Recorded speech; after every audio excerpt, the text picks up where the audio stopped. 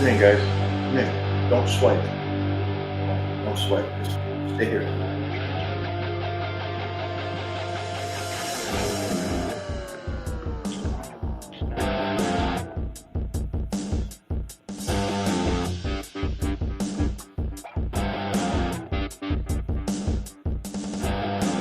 Come in, guys. Come in, chat.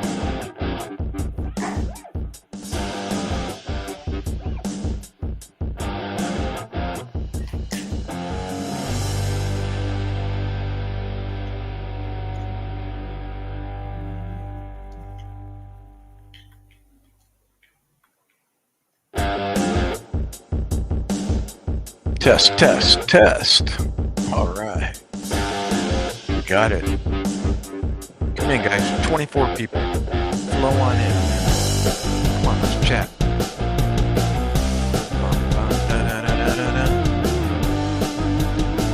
Let's do it. Come in, come in. 24 people. Just flood the room. Don't swipe.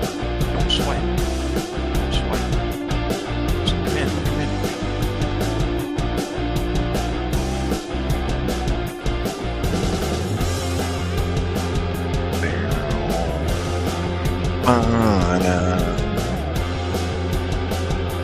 Come on, come on. We got lots of people, lots of eyes in the room. Flood the room. Come on. Let's chat. Grab your new coffee, your popcorn, whatever. Come in. Come on. Come on, come on.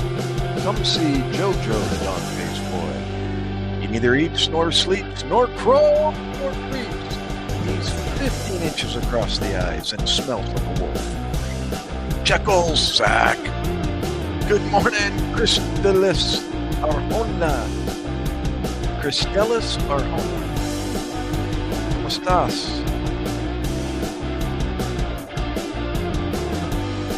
Zach, you're awake. What am I doing on at 11 a.m.?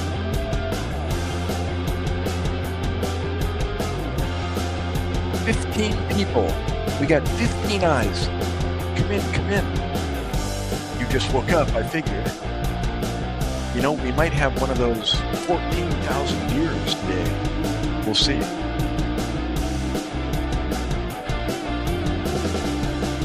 Maybe.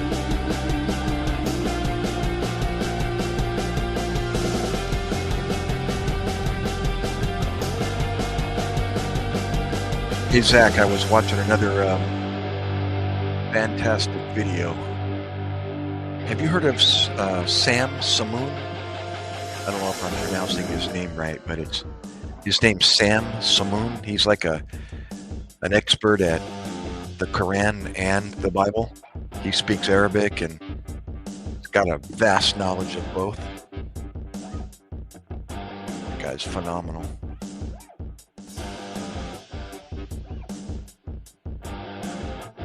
No, you didn't. Goodness gracious. That might be enough to ban you from the room. No, just kidding. Good morning, Jan. I'm assuming that's Jan. Nicole, I mean. No, Biden is about 20 years older than I am. Yeah, he's 25 years older than I am. How about that? So take that back, right? Hoorah, Grandpa. Right on.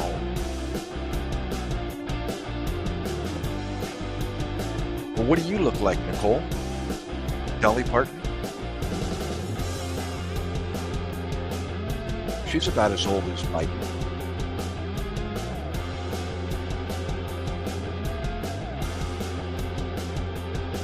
Stay out of the sun. What does that have to do with Biden?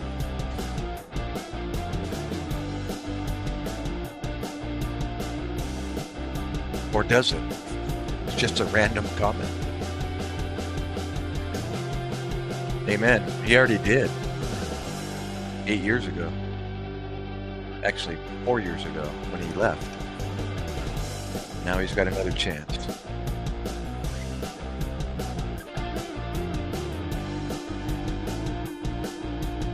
Where are you coming from, Nicole and Grandpa? What part of the world are you originating? Hoorah! Actually, he can't run, Nicole. Come on. You're familiar with that, right? Now, if one of his kids run, I've actually been talking about that with my family. Maybe he'll. Djibouti? What do you know about Djibouti? Wait a minute, Nicole. Now you're talking my past. What do you know about Djibouti?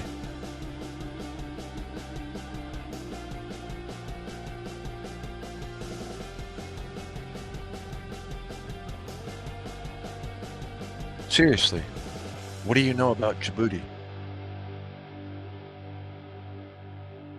No way.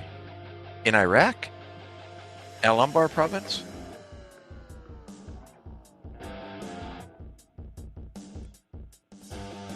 Oh, hoorah. My daughter's down in Florida.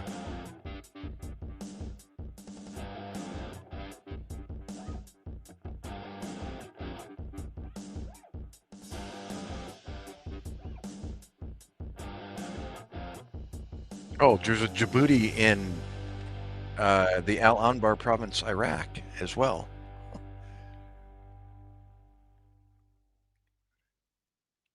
Or maybe I'm getting my geography mixed up. Seems like there was a Djibouti in the Al Anbar province, Iraq, when I was there.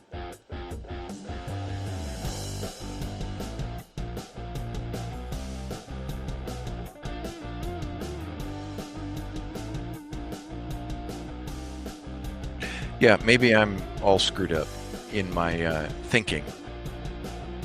Seems like when I was in Iraq, there was always talk about Djibouti, but maybe Djibouti was another deployment for somebody and they were talking about Djibouti.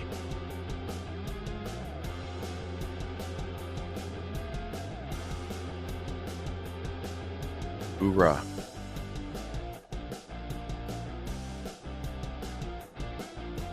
That must be what it was, Nicole. Somebody was talking about Djibouti when I was in Iraq. Maybe another deployment they were on.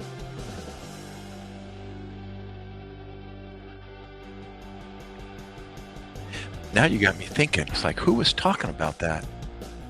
Who was talking about Djibouti?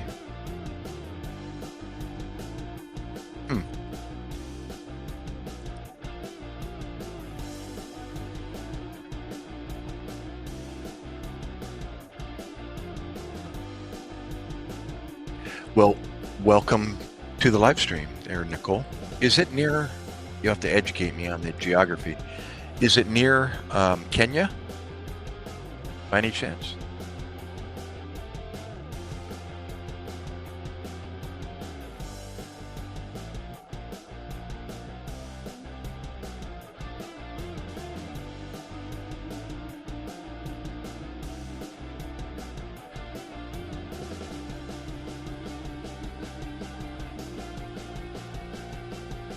"12 people viewing. Come in, guys. Come in.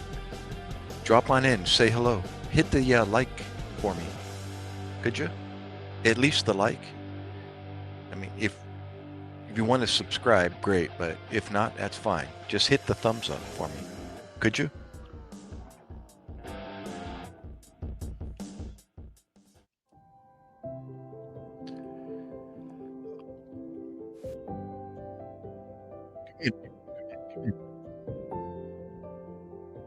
Come say hello. Come on, guys. Lots of people viewing. Come on in. We had 29, 15, 11, 18. Come on. Come on in. Hit the thumbs up for me. Right? Thumbs up. Like button.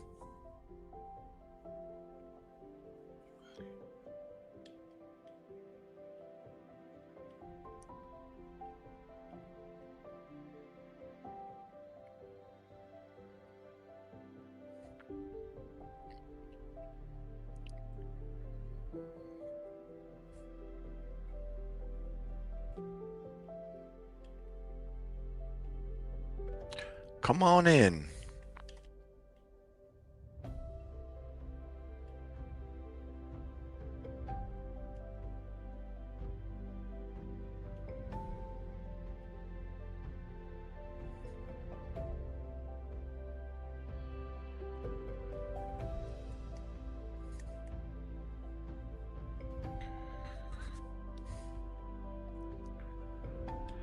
So what's happening on a Thursday morning besides 20-degree iced weather outside here in South Jersey?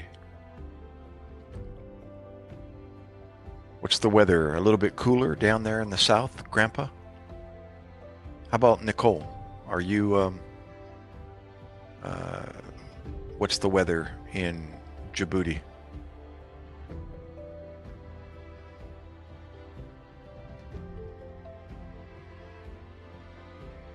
Jekyll's, where'd you go, bro? Zach.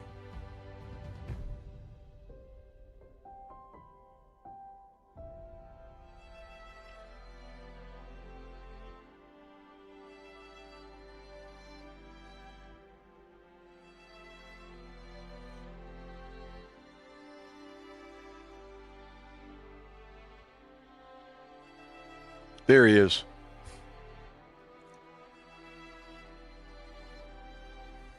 You're still laying there in bed? It's like I have a, oh, no way, 4 to 6? I'm sorry to hear that. Gosh. Well, the rumor is that it's on its way here. I'm looking around as I say that to see if I can see anything outside, but the skies have been clear, but I don't know what the forecast is, so. I was saying I have a long, kind of drawn out wake up. My body is like hammered in the morning. Surgery on my neck back in 2017. Was that the last one? Yeah. I've had two, 2012 and 2017, and my neck's never the same. I mean, it's fixed. Out of danger, as my neurosurgeon said. But as far as range of motion, mobility, it's never going to be the same. And so I began some rehabilitation, after the surgery to get the flexibility and the range of motion back, but I didn't continue. And to this day, I never continued the exercises and stretching and all of that. So therefore, I struggle with my neck every morning. I mean, it's part of my life now, and I just deal with it. And it's I have a tendency to start off laying on my side in the morning, and then I'm sure my wife tells me I end up on my stomach, on my back, kind of all of the above. And I think when I'm on my stomach, when my head has to turn, to the side, 90 degrees, is when I guess I suffer the most. And then in the morning, I'll have my right arm completely asleep, my shoulder, my left arm, both arms, my hands, and then I have to roll over onto my back and then put my hands on both sides of my body and just let it all come back. And I am just literally grunting through the discomfort just to get through that portion of the morning. And then another 15 minutes laying on my back just so that I can calm down and decompress, literally. And then finally, I'll roll out of bed. But some mornings are better than others. If I take Motrin, like 600 of Motrin, the night before I go to bed, I do a lot better. And it's only once a day, like 600 of Motrin before I go to bed. And that's it. I don't have to do it anymore throughout the day. And I do a lot better. But then I forget, to do it, and then I suffer.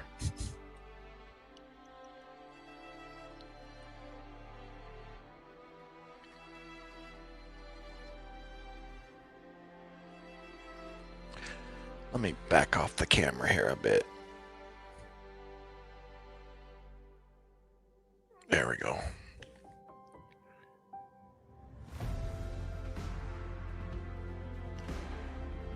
I think that's been the problem the whole time, is I was zoomed in too much. There we go. You went to bed at 11? Wow, good for you. I wish I could.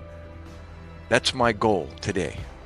I'm going to live stream all day long, or thereabouts, and then I will be toast. Hopefully I can, I don't know, make it till 2 in the afternoon. If I'm dying at 2, then I'm going to end the live stream and take a nap for 2 hours, and then force myself to wake up, get in the shower, wake up from the dead, and then try to stay up until 10 tonight. And then I will be completely zombified, and I'll be able to sleep until morning, hopefully, at least till 6 in the morning.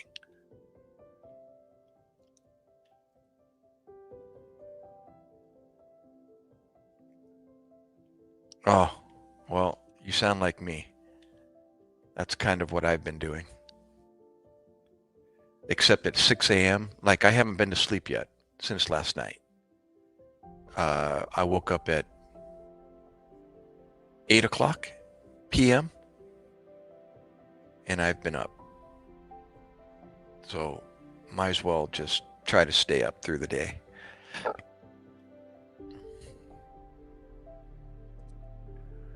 I had a breakfast sandwich at the local, they call it the Wawa. That's the name of the convenience store. It's like a super mart gas station slash deli. It's got the the refrigerated sections all around the walls, and 2 or 3 islands in the middle of the floor with coffee and Lunchables and hard-boiled eggs, pickles, fruits, mixed fruits, pineapple, mango, watermelon, cottage cheese, sandwiches, etc., etc., etc. That whole kind of cold section in the middle. And then it's got another island that's got, the whole chips, the donuts on this one rack, and it's just like a mega, and the touch screen for the deli. It's got like 4 or 5 touch screens for everybody to walk up to and place their order. Everything from breakfast, lunch, and dinner, and pizza. It's quite the operation they have there. So I ordered a whole grain toast with sausage patty. I made a sandwich out of it. Sausage patty, avocado, tomato, and I forgot cheese. That would have been something else, but I forgot it. So I just had that. It was really good. Come in, people. There's only 7 people left viewing, apparently. Come on in. We've only got 3 people. Well, 1 person chatting.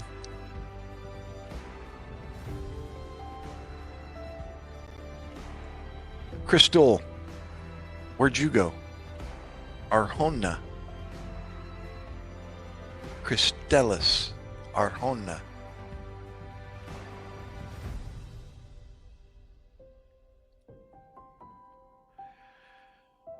Oh, hey, Zach, you still there? I got to share something with you. I was reading more of my new book, the Biology 101, Biblical Biology 101. And, I was reading from it last time.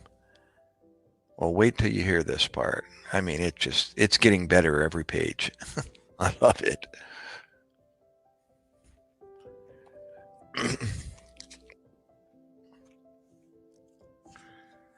Let me make sure you're still there before I start reading to the choir, so I know somebody has their ears open.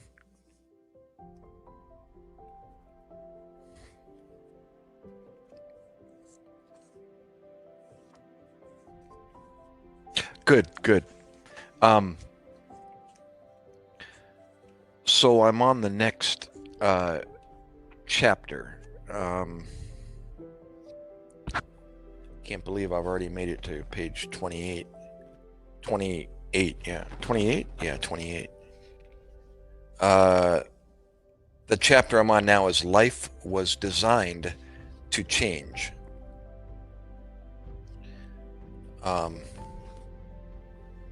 Comparing Darwinism, or continuing to compare Darwinism, evolution, to the biblical creation worldview, and what was taught then and continues to be taught now in schools, but what the new, actually it's not new, it's just been, the information has always been there. As a matter of fact, good old Louis Pasteur, you know, the man that invented pasteurization, he was a creation worldview scientist, but those creation worldview scientists have been pushed aside. So they've always been supportive and even had the correct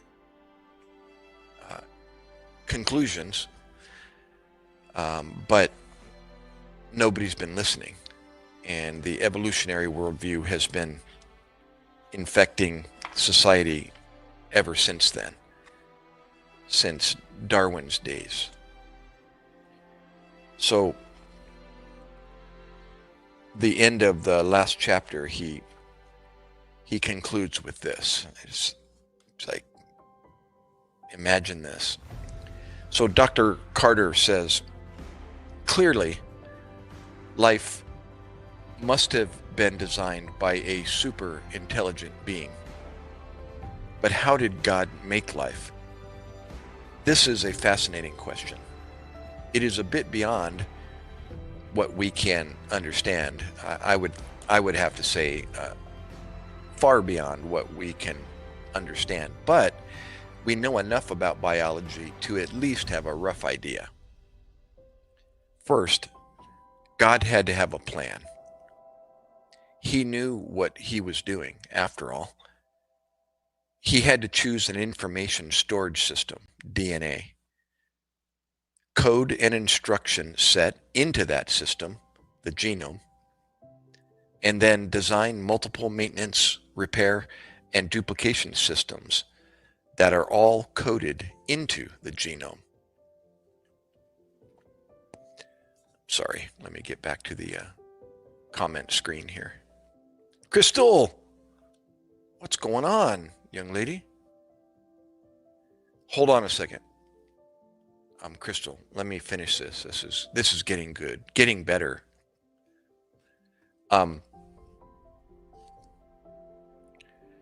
He had to plan out the energy storage, generation, and utilization systems based on ATP, adenosine triphosphate, code those things into the genome, and stock the cell with enough energy that it would immediately begin working as soon as he let it go.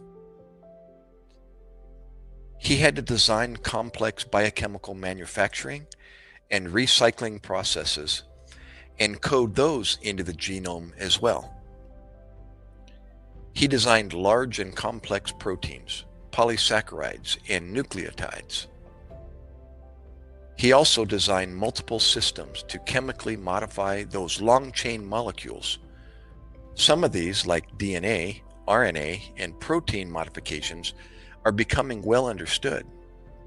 Others, like the sugar code are only now beginning to be studied. He programmed the cells to make exact copies of themselves in only a few minutes. He designed photosynthesis, an incredibly improbable series of chemical reactions that does the near impossible. He designed sexual reproduction, multicellular organisms, and the hormonal regulation of development in complex species. Finally, he designed life to withstand many insults and injuries, from handling chemicals that should be poisonous to dealing with the mutations that are constantly threatening to kill us.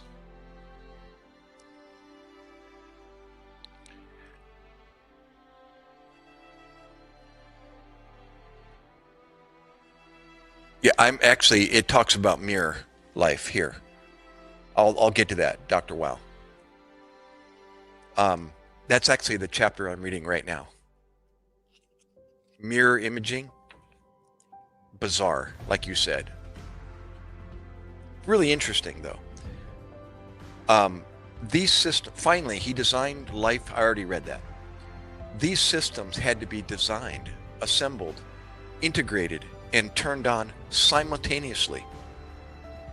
It is like God performed the ultimate balancing act, holding all the parts of life together like a 3D puzzle. When he switched from creating work to sustaining work, the most improbable machine one could ever imagine was sitting there, whirring away and doing everything it was designed to do. In the end, the living world does nothing but bring glory to the Almighty Creator. This is the essence of Biblical Geology 101. Kind of hard to see with that background, but so then it goes on to the next chapter. And speaking of mirror life, if that's the same thing that I'm reading about, actually it's what I just read about, talking about I got to read another section to you about Haeckel and Huxley. Never taught this in our biology class, but I'll read it to you.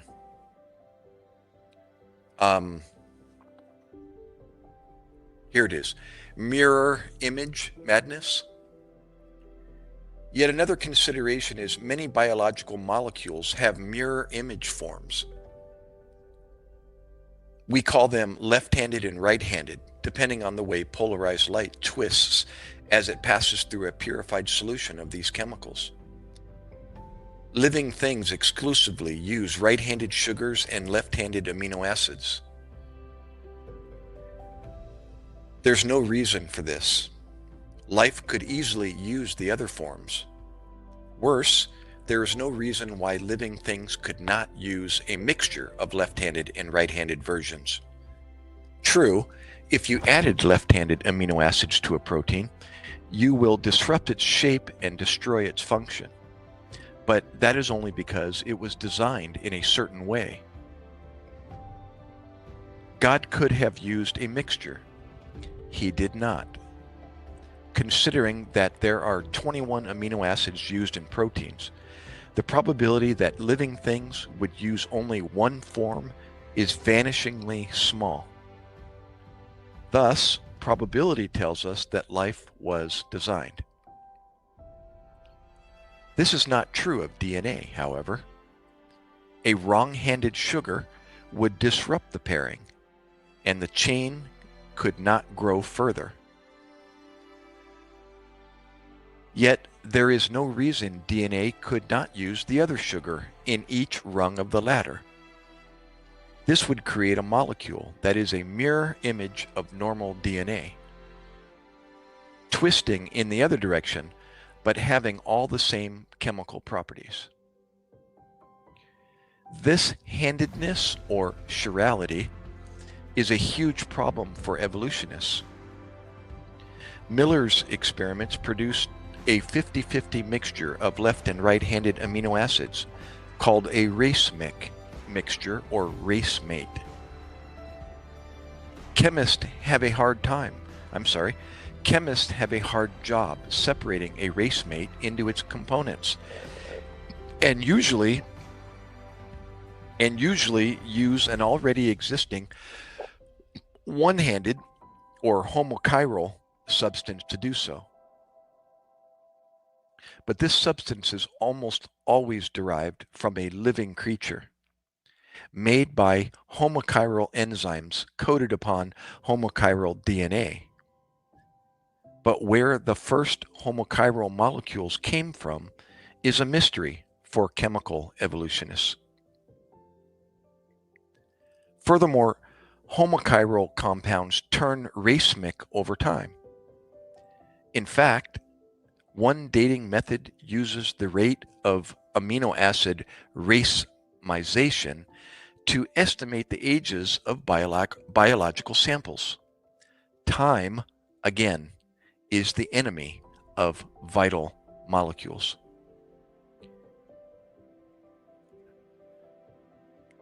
Physics is all. Let me stop there. Talks about extreme physical forces at small scales, mechanical problems associated with long molecules, the chicken and egg problem, extreme chemistry, and the information challenge, overlapping claims, and what is evolution. And then the spontaneous origin of life debate with Louis Pasteur. Let me read Haeckel and Huxley. The evolutionary community did not at all appreciate the implications of Pasteur's work, so they pulled out all the stops in an attempt to refute it. Two men were at the center of this effort. One was Darwin's friend and confidant, the Englishman Thomas Huxley. His nickname was, quote, Darwin's Bulldog, unquote, and without him, Darwin's ideas would not have been as widely promoted. He was also a racist, like most early evolutionists, and some evolutionists have belatedly discovered. The other was a professor at the University of Jena in Germany, Ernst Haeckel.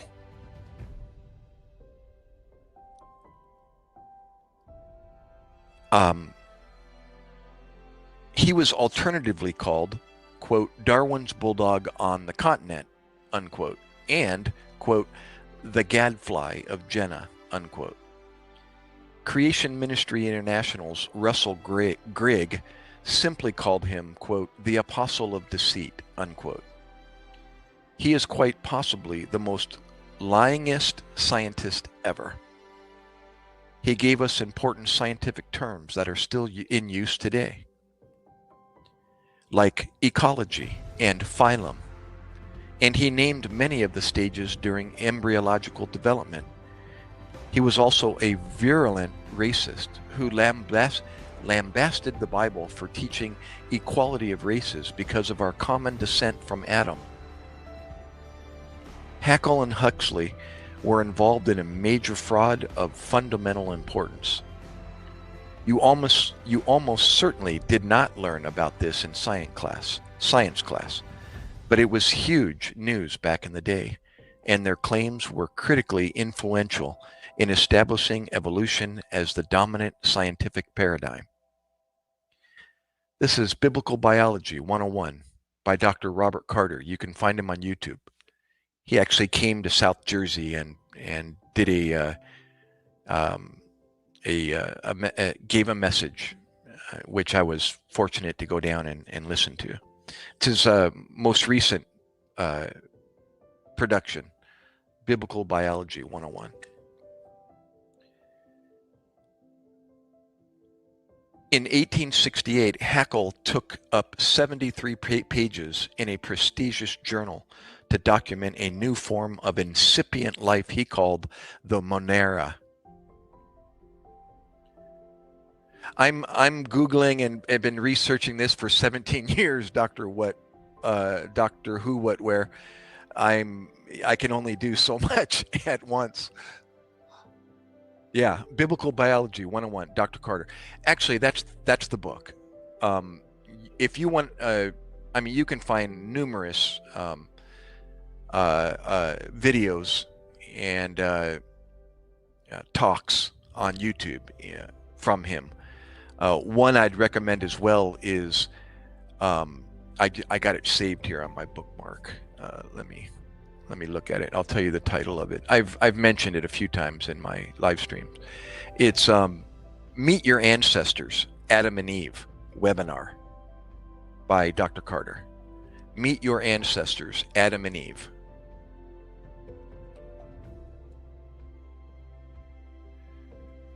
Well, I just read the section on, I don't know if it's mirror life or is that what I was referring to? The mirror image, right-handed and left-handed, right-handed sugars, left-handed amino acids, depending on how light refracts through, twists as it passes through a purified solution. Anyways, let me finish this. It ends well. Haeckel took up 73 pages in a prestigious journal to document a new form of incipient life he called the Monera. These were completely imaginary, leaping from the febrile fields of Haeckel's mind. He provided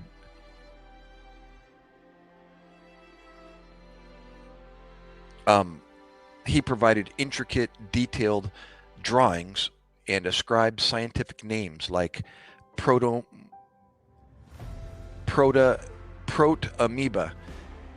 primitivia to his imaginary critters, which he claimed were at the junction of the living and non-living worlds. Pasteur must have been wrong, because Professor Haeckel had discovered that life is constantly evolving from gooey-looking proto-life. In 1868, while examining old bottles of deep-sea sediment, Huxley claimed to have found protoplasm, the stuff that life formed from and must be continually forming from. The word is a combination of Greek root words, protos, meaning early, primitive, or first, and plasma, has to do with something that is molded or created. In biology, it was used to denote a living substance. Finding this primitive living substance, quote unquote, was of major importance to then popular evolutionary theories. Specifically, many people believed that the inside of the cell was filled with a mystical substance with something like a vital force. For example, protoplasm. Today we call it cytoplasm.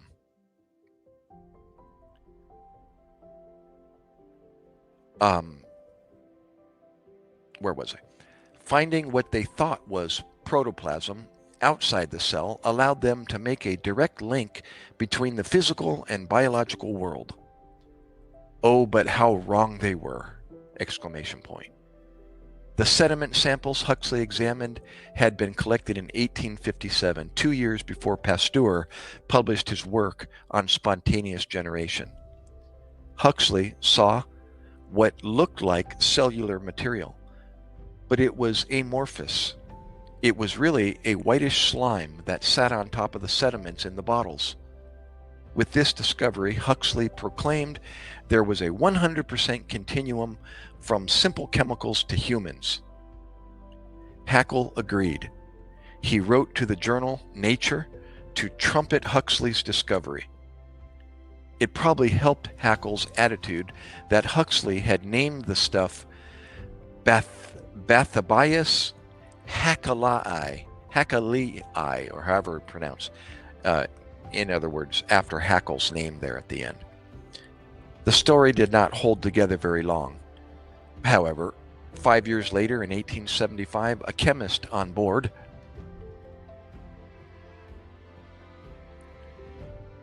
a deep-sea drilling ship noticed the same material in his bottles, but in only those in which the contents were preserved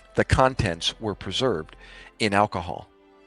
Bathybius haeckeli was nothing more than amorphous calcium sulfate, a simple precipitate of seawater.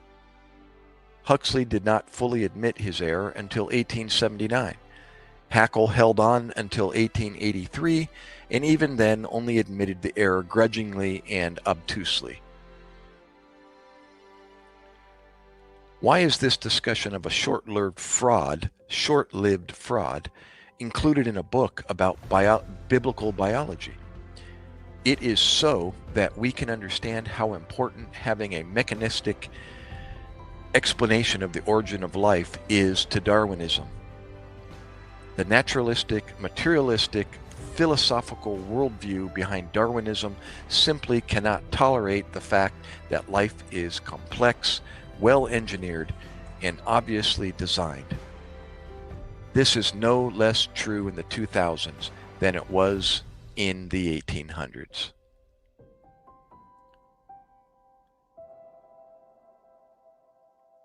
So anyhow, just had to read that to, I learned something. I never read that in biology throughout school.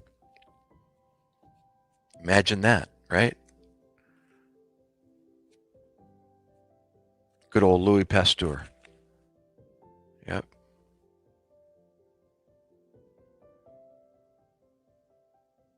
What a creation worldview scientist Louis Pasteur was. And I never knew that about Louis Pasteur. I mean, why would they mention that he was a supporter of the creation worldview?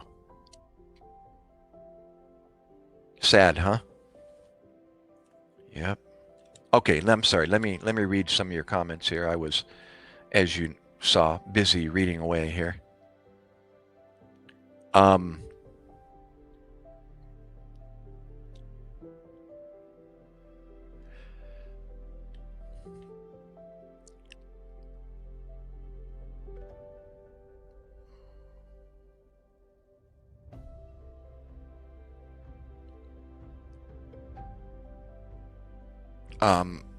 Sorry. Well, basically, Mirror Life is lab-made DNA through its left-handed. Well, I think I read something right about DNA, left-handed, right-handed. The fact is that many biological molecules have mirror image forms. We call them left-handed and right-handed, depending on the way polarized light twists as it passes through a purified solution of these chemicals. Living things exclusively use right-handed sugars and left-handed amino acids. There's no reason for this. Life could easily use the other forms. Worse, there is no reason why living things could not use a mixture of left-handed and right-handed versions. True, if you add left-handed amino acids to a protein, you will disrupt its shape and destroy its function. But that is only because it was designed in a certain way. God could have used a mixture. He did not. But that is only because it was designed in a certain way. I'm sorry. Considering that there are 21 amino acids used in proteins, the probability that living things would use only one form is vanishingly small. Thus, probability tells us that life was designed. Oh, this is not true of DNA, however. A wrong-handed sugar would disrupt the pairing, and the chain could not grow further.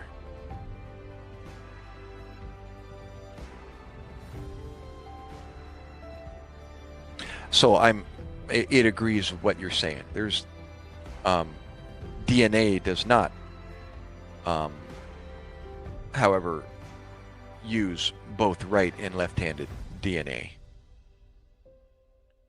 And the reason he just mentioned, a wrong-handed sugar would disrupt the pairing, and the chain would not grow further.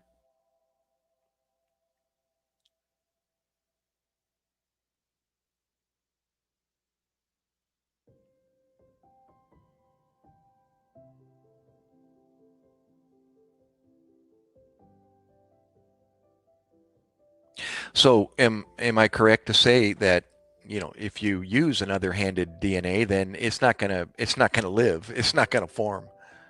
It's gonna fail. So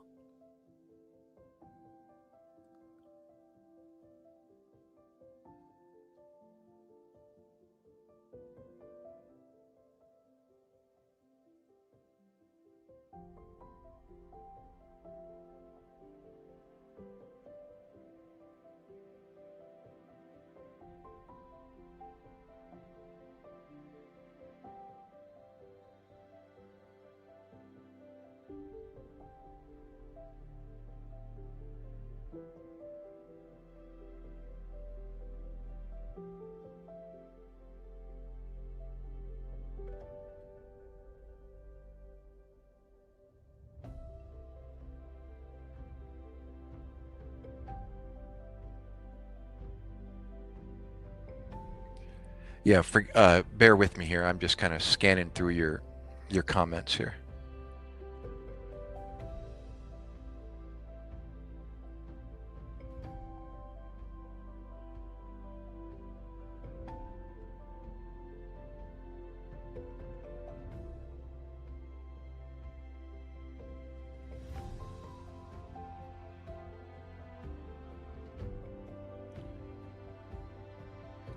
Anyhow, thanks, Doctor Who, what, where, for I guess my live stream popped up in your suggestions. Yeah, don't forget the like button if you would. And of course, Crystal, always good to see you. Yeah, just kind of reading the summary about Louis Pasteur was brought back memories, but then again, I read and learned a little more about him. He founded the field of microbiology. He was the first to figure out that chemicals can come in mirror image forms. He saved the French silk industry after discovering that fungus-diseased silkworm moth eggs could be seen under a microscope and then be destroyed. He developed the world's first vaccine for rabies. He was a professor at several prestigious universities, and he was given France's highest award for citizens. He also stood directly against Darwinian evolution. Many people before his day believed that small animals sprang to life automatically from non-living matter, such as rotting flour, a sweaty shirt, or decaying meat. And then he did the experiment with the broth to kill any microbes present. And then showed that microbes didn't form when there was no air present.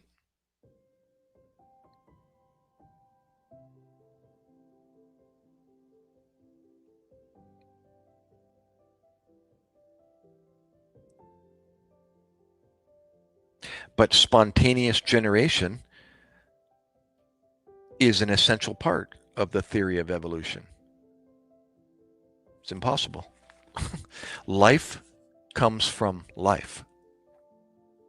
Imagine that. You know what? You know, that supports Genesis right there.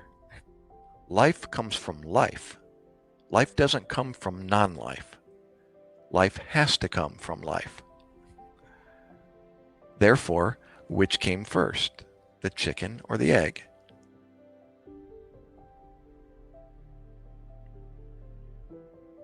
He has a section on the chicken and egg. I wasn't going to read it. Maybe I will now.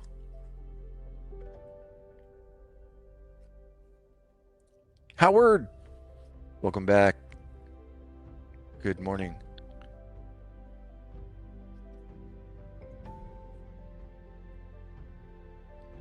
Maybe I will read the chicken and egg problem. Let's see, how long is it? Is it fairly short? No, not too long. Wait. Am I skipping a page? No. Yeah, it is pretty short. Let me turn that volume down just a little bit more. The music, that is. The rooster, yeah. The rooster or the hen? Speaking of eggs and roosters, if a rooster was sitting on top of a barn there at the apex of the roof and he laid an egg, which side of the roof would the egg roll down? The north side or the south side? Or the starboard side or the port side? Oh, I forgot to add. Wait, the barn is facing north. So would the egg roll down the west side, the east side, or the west side?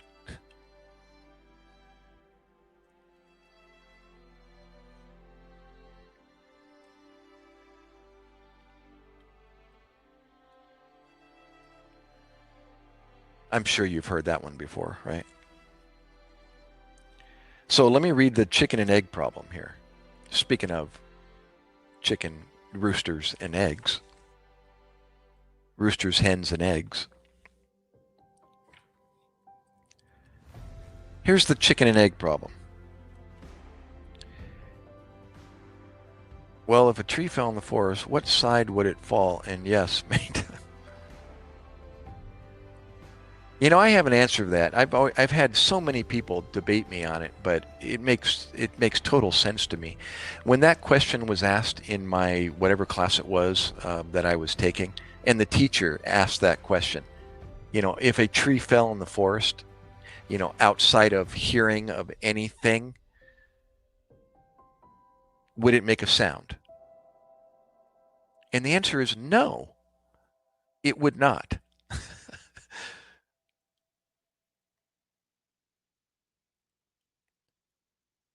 Because in order for there to be sound, there has to be a receiver.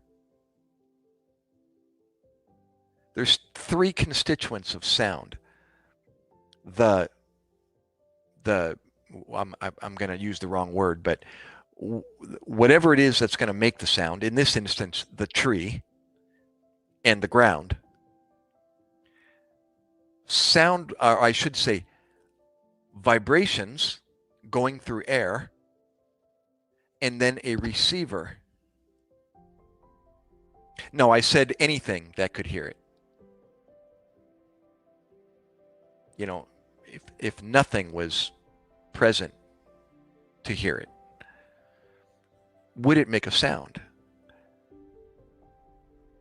Right? You got to have the source, you know, the tree falling and hitting the ground. And then you got to have vibrations going through the air, and then you got to have a receiver to hear it. Now, the argument, a friend of mine, a good friend of mine in San Diego said, he's like, Gary, you're missing it. Those waves going through the air are sound waves. I said, no, they're not. They're vibrations. It's a frequency going through the air.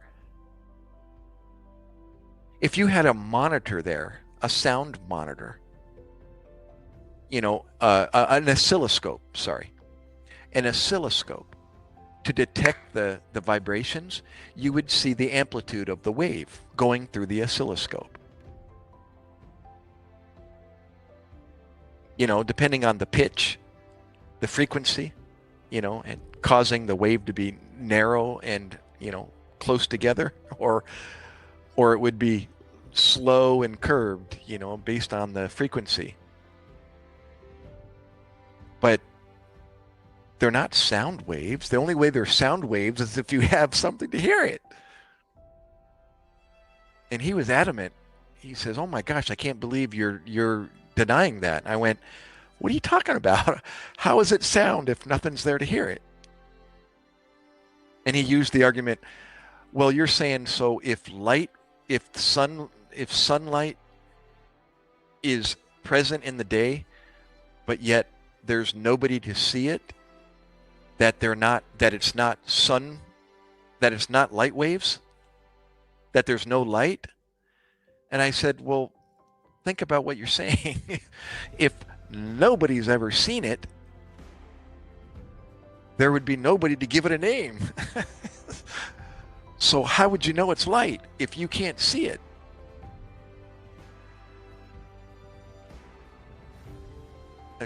It's like the whole origin of things. You know, how would you even know? It's like the mind never have seen a color before, right? And somebody's trying to explain to you what if it's red, blue, green, or yellow to somebody that's never seen color. You know, so is there color? Yes, to the person that's seen it. But if you've never had anybody see color, then how do you know it's color? Yeah, blind faith. Oh my gosh, is that a joke? That's almost like a badoom. Well, anyways, back to the chicken and egg problem. Okay, let me read a scientific view on the chicken and egg problem. A chicken and egg problem is one where the things at the beginning and end of a cycle are mutually interdependent. There are many of these things. There are many of these in living things. We already asked this question in reference to DNA and proteins. But let's step this up even more. We mentioned ATP, adenosine triphosphate. Yeah, that's what I was trying to say, Crystal. It's biblical. We mentioned ATP before. ATP is made by a protein complex called ATP synthase. Okay? This is the world's smallest electric motor, a true marvel of engineering. But the codes for these proteins reside in DNA. Most of the machines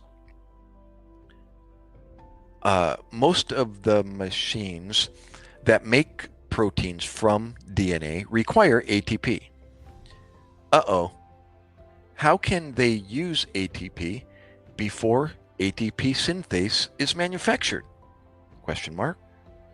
In fact, ATP is required at every step of the process.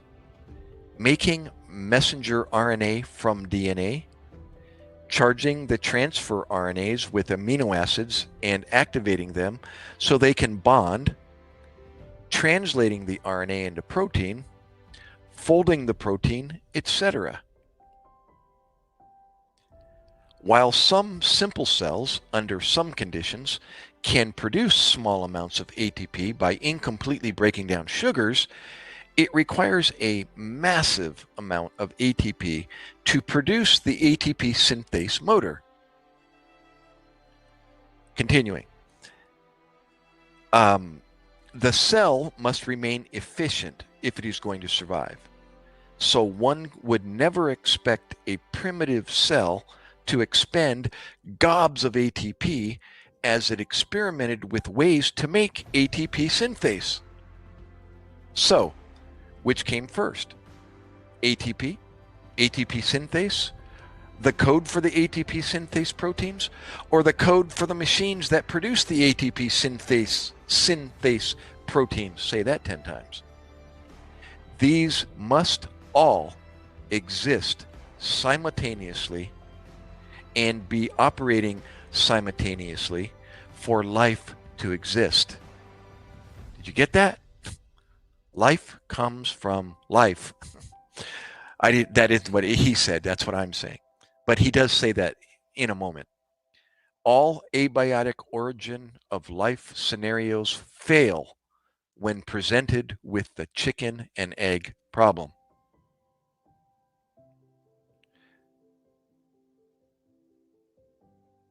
Then he goes into extreme chemistry. And then the information challenge, the overlapping claims, what is evolution, and then the spontaneous origin of life debate.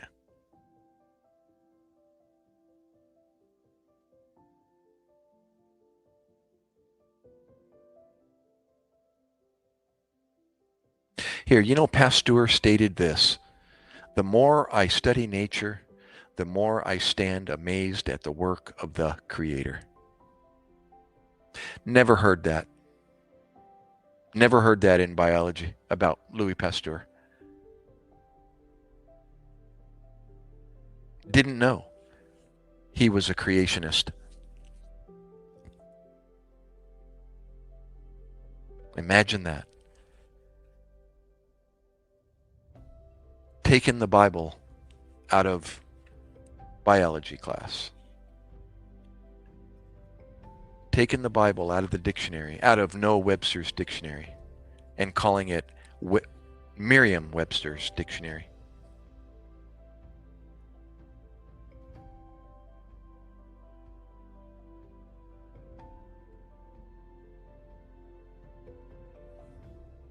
Anyways, I'm on the second chapter, and good stuff. I just started it. Wait a minute. I had my bookmark here. There we go. So again, Biblical Biology 101, right?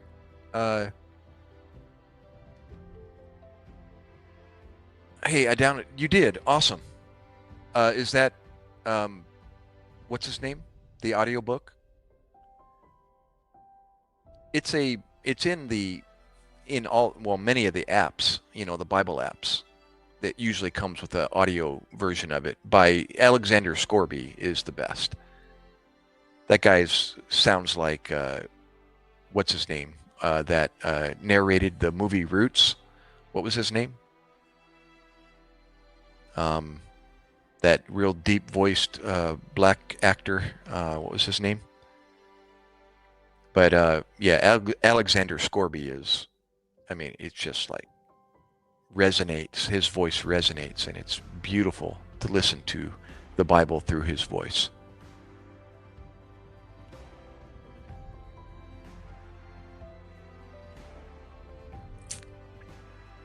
Jason Armstrong, what's up, bro? Mike, saw you earlier. Welcome back, brother.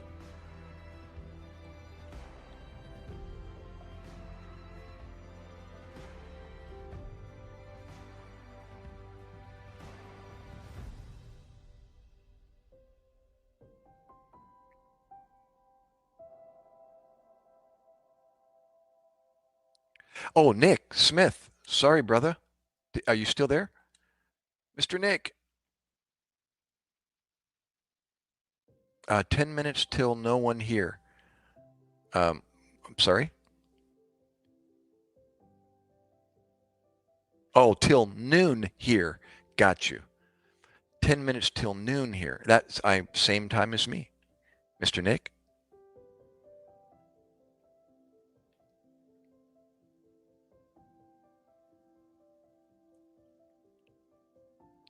Oh. Yeah, Crystal. I'm sorry. I didn't mean to ignore that question, but about the sun and astrology. What did you want to share about that? Sorry, Crystal.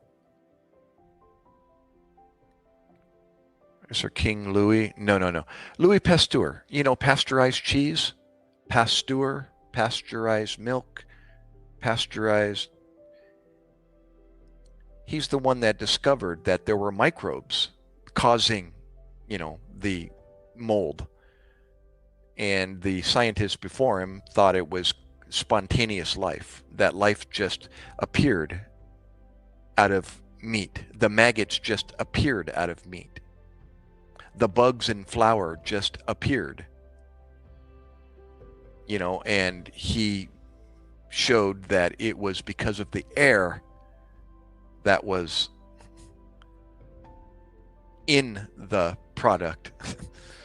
The microbes were in the air, and that was infecting, causing the mold. And he showed that flies landed on the meat. He proved that by covering up the meat so that flies couldn't get to it. And there were no maggots.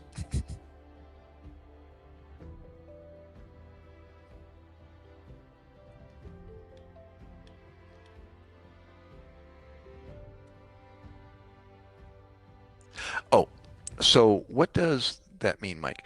You were going to ask about astrology and the sun. What does it mean when you stare at the sun in the sky and a blue ring circles the other limits going slow and Oh, the other. You must have meant to say something else. The other going slow and fading. The question I had was, what does it mean when you stare at the sun in the sky and a blue ring circles the other?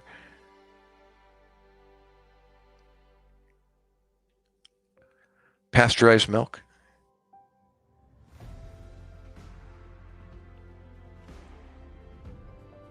Well, it's definitely safer. Yeah, I wouldn't recommend staring at the sun. I'm not sure what you're seeing, but I'm going to say whatever it is that's causing that blue ring is probably not a good thing if you're staring at the sun. But I have no idea what that is. So. And what is it that... I'll see if it is. Haven't even looked it up, but so good. Oh, I've been drinking raw milk from the Amish. I'd imagine if you drink it right then and there, right? And not give it time to get bad.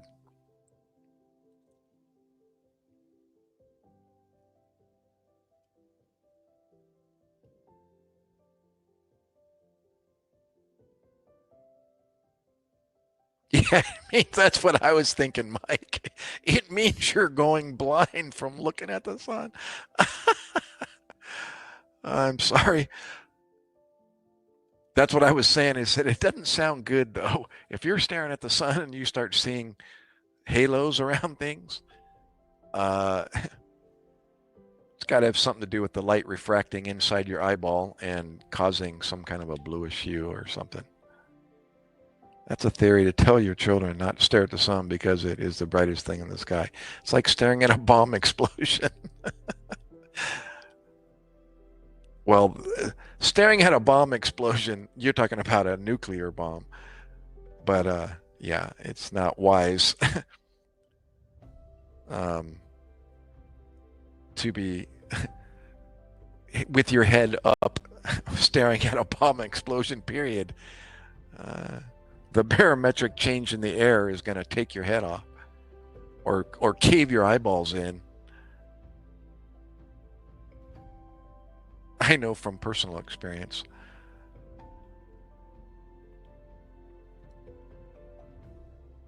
Not to my eyeballs, but to my body.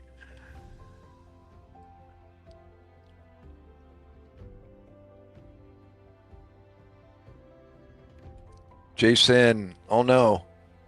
All your kids are sick? I would imagine if one's sick, the rest of them are.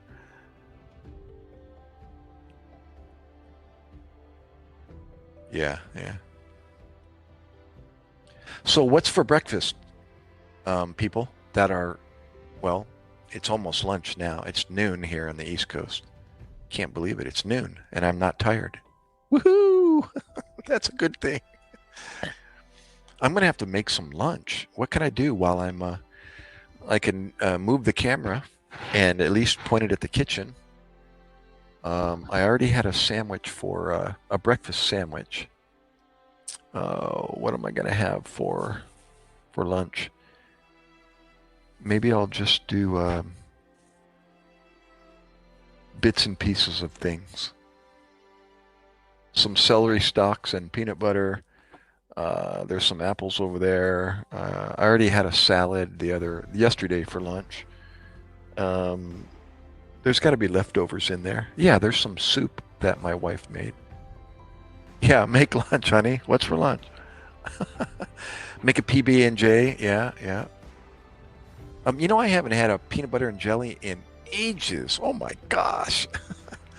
But I'm trying to avoid I already had my bread this morning. Whoa, you had Burger King sausage croissant myself. Well, I did something similar, Dr. Howe.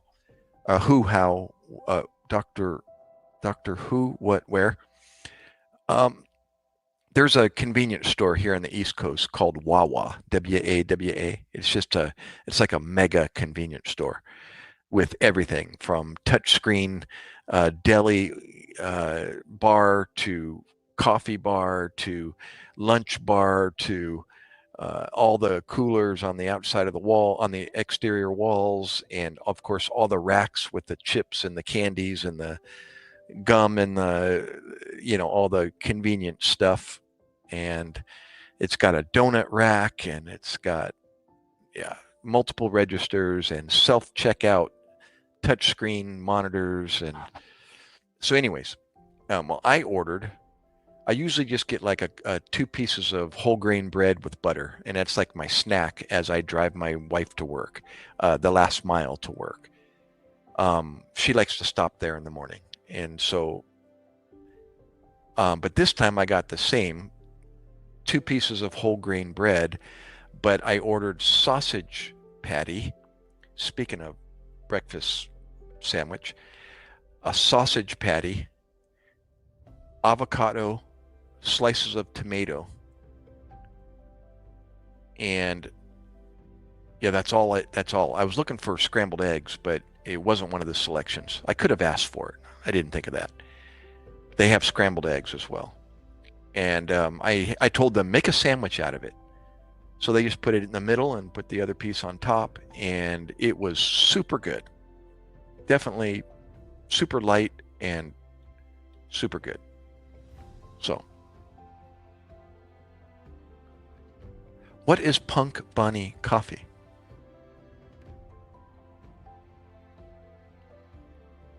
Doctor Who, Dr. Spock had some bestsellers. What? Should I grab some crackers? Yeah. My favorite is crackers and peanut butter. I'll sit there and with a whole pack of crackers and peanut butter. Do it with celery as well. Yes, I know Green Day the band. Up, good old fried bologna. Gosh, dude, you're talking like I used to, the way I was raised. It's like, or what about egg sandwiches? Did mom ever make egg sandwiches? I still make them. I taught it to my kids, and we still do it. Even though my wife's from the Philippines, I always throw in, how I was raised. And yeah, good old just fried egg sandwich, break the yolk, right? So the yolk just kind of runs around, and then fry it on the other side, and then put it on 2 pieces of bread with mayonnaise and a little smidgen of mustard, just a tad for the flavor. It's like a deviled egg flavor with the mayonnaise, and just love it. Egg sandwich, can't beat it.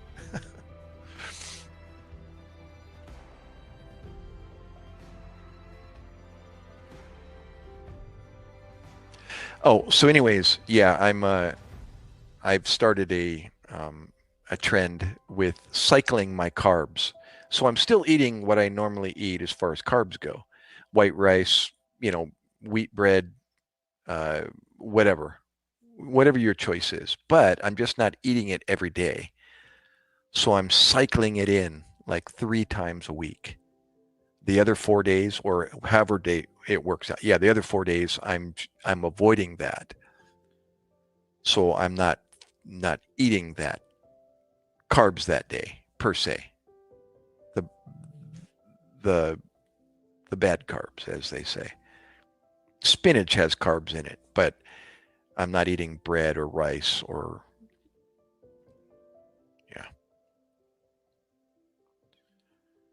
and there's other alternatives. I was just going to mention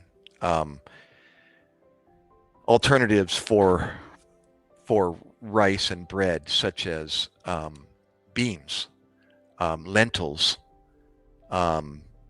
fiber. As far as fiber goes, any fruit. I mean, again, you can eat anything you want, anything that you normally eat. Just cycle your carbs. Don't eat them every day of the week. Get rid of them 4 days out of the week, or 3 days in the other 4, whatever you want to do. I'm trying to do getting rid of them on 4 days of the week, but implementing them on the other 3. I'm telling you. Otherwise, I eat what I normally eat. Any fruit I want, all those. Try to emphasize the berry fruit. Strawberries, blueberries, blackberries, raspberries, but any of them are fine. Apples, mango, whatever your fruit is of choice. Vegetables, every vegetable. It's really no different than what you normally eat. You're just cycling your carbs. And it's much healthier. Easy way to drop your weight healthily. And you can maintain it too. Try it. No poison berries. Oh, asparagus. Now that is a favorite around here, around this house. Yeah, beans are the musical fruit. See ya, Mike. Fellow humans. Thanks, M-Deb.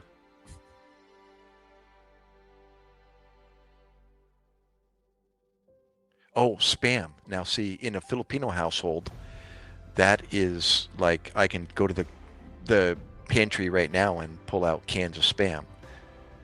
That's like, that is part of the Filipino breakfast. And they have different flavors of Spam.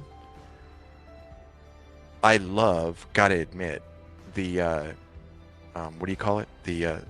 It's the Mexican or Spanish style Spam. What do they call it? I love it. It's more of a sweet, spicy version of Spam. Here's the regular Spam. And then there's, of course, Vienna sausage is a big Filipino breakfast meat. And wait, I don't have any more of that Spam. It's the what do you call the sweet Mexican sausage? Anyways, it's that flavor of Spam. There's spicy Spam as well. Yeah, we don't have any more of it. But anyways, yeah, big Philippine. And rice. Instead of toast, white rice, fried eggs, Spam, and baked beans, with bacon. Oh my gosh, I've been eating that for over 20 years. I've been doing it for like 6 months, 3, 4, 5, maybe 5 months now.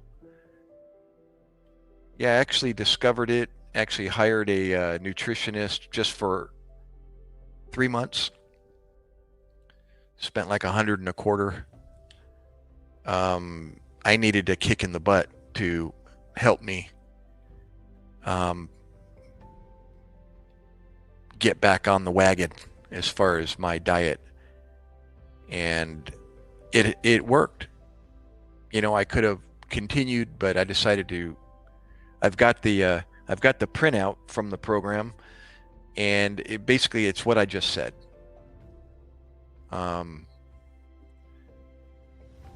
It does have it does incorporate physical fitness, but I didn't continue with it, so I really didn't find out exactly what that. You can find it online. It's basically what I already know as far as keeping fit. The cycling carbs was the gist of the program. I had never heard that before, but when I found out what it was, I went, oh, well, that's really no different than what I already knew. I just never heard it that way. And yeah, so I tried it, and I went from 180 down to 165, and actually 167. I never reached 165, but 167. And I'm back up to 170, but that's where I'm kind of maintaining that.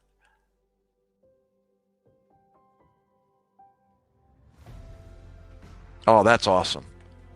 Oh, I didn't see. Oh, cilantro, rosemary, parsley. Absolutely, bro. There's a Thai dish. I was married to a Thai girl for 15 years back in the 80s through 2000, and learned a bunch from. I mean, it's continued over to this very day. My daughter and my son are both Thai mix, and every time I see my daughter, or she comes down to see me, we go out to a Thai restaurant, or we end up making it ourselves in the kitchen. And one of those dishes is a to die for ground chicken or ground beef, but in particular chicken or turkey. And I'll buy the 96% lean chicken and or turkey, or 94%, whatever the percentage is. In other words, the super lean chicken or turkey.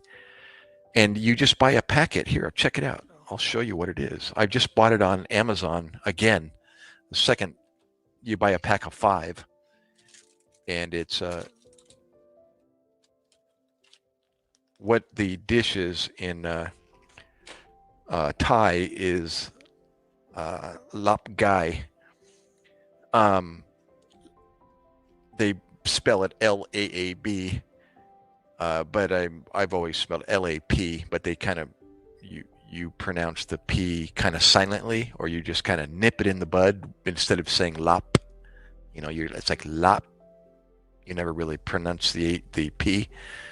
Lap gai. Gai is chicken, and there's the mix. Oh, let me get rid of that background. Anyways, it's already, the seasonings are already in it. The mix, everything's already in it. The chili, of course, because it's Thai. And so all you do is you just cook the chicken, make sure it's done, and then you add the seasoning and add a quarter cup of water and mix it all together, and it's done.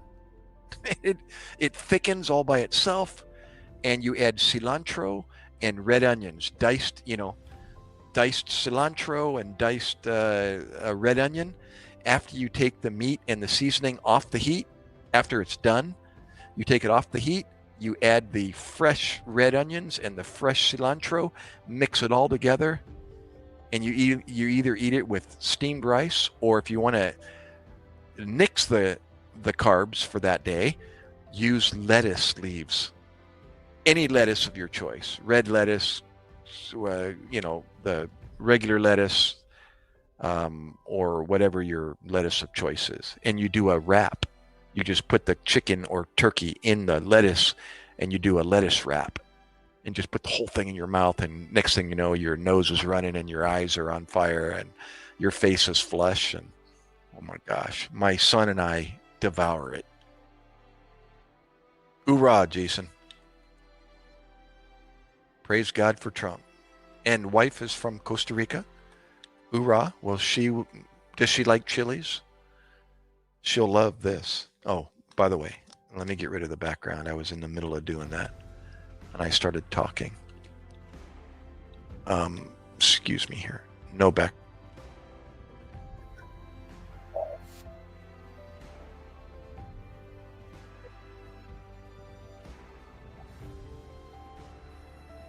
It's all in Thai, so it doesn't say anything in English. No, the instruction is in the background English. But that's the package. Lap gai. Lap, what do they call it? Lap nam tok seasoning mix. So it comes in a pack of 5 on Amazon. And this is the second time I purchased it. You can do it from scratch. I actually did it. I was successful in making it from scratch, like my ex-wife used to do. But then my daughter, when I went to visit her in Florida, she shows me this packet. And I went, really? She goes, yep, it makes it simple. All you do is cook the chicken right there, or the turkey, and then you add this seasoning with a quarter cup of water, mix it all together, cook it down. It's got rice flour in it, so the rice flour starts to combine everything. It gets thick or thicker and super spicy. And then you take it off the heat when it's done, and then add your fresh red onions and fresh cilantro. mix it together. You don't need to add lime. It's already got lime in it. And it's done. It's done. It's like the longest part is cooking the chicken. But after you do that, just sprinkle the seasoning on top of it, add a quarter cup of water, mix it all together, and when it's cooked down, take it off the heat, add your vegetables, and voila. Yeah, to die for. I mean, absolutely addicting. I just made 2 pounds of it. Normally I do 1 pound, but my son and I go through it within 10 minutes. And my wife and I decided, we should make 2 pounds. And she bought a 3-pound pack of chicken or turkey. So I thought that was too much. So I divided it in 3 and did 2 pounds, and that was perfect. So now I've got 1 pound left to devour. I have to buy some more cilantro. I used it all up. So. Oh, how beautiful. Yeah, pretty kids. Yep.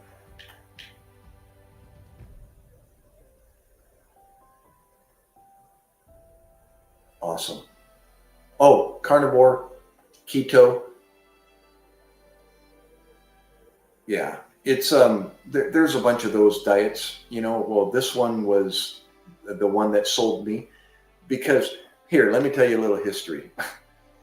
Was back in the late 90, 2000, right around the year 2000, I met my wife that I'm married to.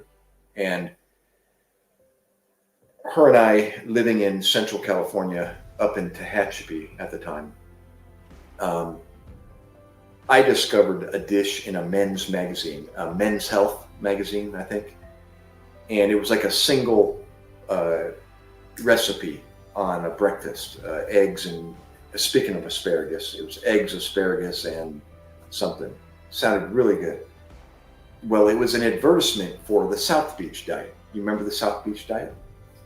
Well, as you guys know, or some of you know, diet is just a word for, what you eat. It's not necessarily a plan that you go on. It's what you eat. You either have a good diet or you have a bad diet. So anyhow, South Beach diet is along that same line. It is it's a cardiologist who wrote the book, Dr. Agatston, if I'm pronouncing it right. A-G-A-T, Agatston, S-T-A-N. A-G-A-S-T-A-N, Agatston. And he's a cardiologist. And me being in the medical field, my wife being a nurse, or at least I was, me being a paramedic, and the emphasis behind paramedicine is cardiology. It is. It's the big emphasis is advanced cardiac life support. And so when I found out a heart doc wrote a book, I was like, oh, I got to read what he says, So he introduces what I'd say is like the precursor of what you see today. All these different keto diets, carnivore diets, cycling carbs, yada, yada, yada. Well, it's not a whole lot different than the South Beach, the book. I wrote the book.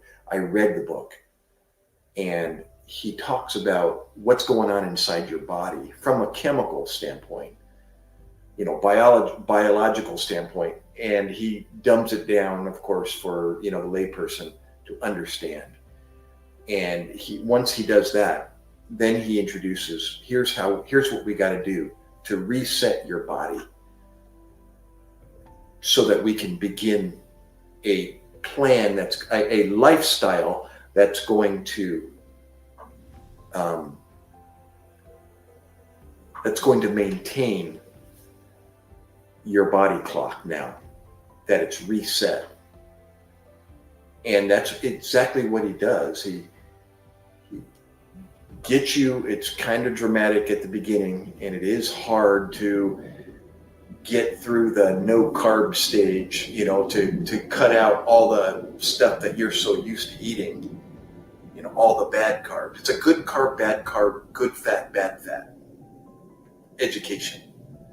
And that he introduces that, and tells you, for instance, what I said earlier, spinach does have carbohydrates, but it's good carbohydrates as opposed to the carbohydrates that are in white bread. So you can, it's like, so what am I going to do? Chew on spinach leaves or put spinach leaves between and make a sandwich out of it? No, it's not what he just is telling you. Not only breads contain carbohydrates. So once he educates you on that, then he starts resetting that body clock. And then once you do that, then he introduces you to a way of life. And next thing you know, your cupboards contain things that they never contained before. It is expensive, I gotta admit. But once you start getting used to keeping your cupboard stocked with these different items that you're not used to having in your cupboard, you start opening your cupboards and seeing them there now. And it starts, oh, I can make that, or I can use that, or I can start eating that, instead of. And so on that note, I'm watching TV and I see Dr. Drew. He's he used to have a radio talk show in San Diego when I lived. I'm from San Diego. And I was like, wait a minute, I know Dr. Drew. He's an actual doctor. I think he was speaking of addictions and substance abuse, that was his emphasis. He was a doctor for that line of medicine and prevention. And so when I saw him on YouTube, I was like, oh my gosh, I haven't seen that guy since he partnered with this comedian talk show host. And they both had a Dr. Drew and forget his name in San Diego. So I'm all ears watching him on YouTube. And he's an advocate for this V-Shred program. What you've heard, okay, I don't really care, what people think about V-Shred, because I saw all of the above, of course. That's normal. The pros and cons and those that support it and those that don't. Well, with Dr. Drew being behind it, I decided, okay, I'm going to listen to it. And I started taking notes and listening to the videos, and I realized, okay, let me go a step further. So I clicked on the link, and of course it takes me to a website, and it starts breaking, all the different, the prices of, and the different options you had. So I decided to purchase a 3-month program for like $125 or something. And it comes with a nutritionist that talks with you and works with you online. And I was working with a kid up in, I'm near Philadelphia, or 45 minutes from Philly. And that's where he's living. And I was like, oh, I'm your neighbor, basically. So he was communicating me through Gmail and just helping me along, suggestions, sending me menus, basically, and how to navigate through these, the paperwork that you print out. And yeah, that was how it started. And now I'm trying to maintain it. And so far, so good. It's, I'm not eating any differently. I shouldn't say that. I'm not eating any items that I don't normally eat. It's when I eat those. And I've eliminated the junk. That's the big culprit, is the junk. That's why I gained 20 pounds or thereabouts. And yeah, you start eating banana, orange, protein powder, and spinach protein drinks, for a snack, and celery and peanut butter for a snack, or a piece of fruit for a snack, instead of the barbecue potato chips and the Oreo cookies and the vanilla ice cream. and so on and so forth.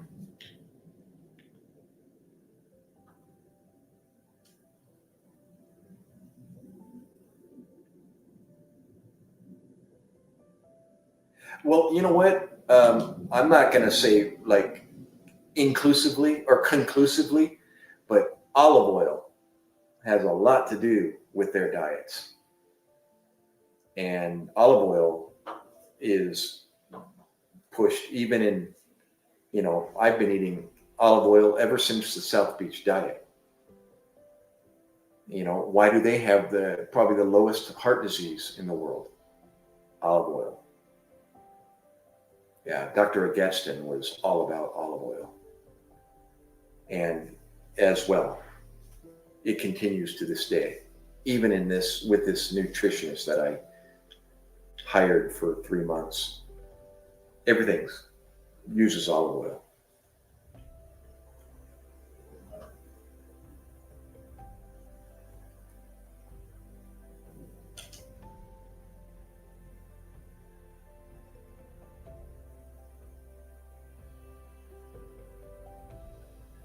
What's that?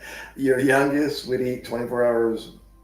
She would eat 24 hours old, maybe 36 hours old. Cheerios off the ground. Oh my gosh. Kids and Cheerios, though, they gotta love it. You can just dump it on their tray of their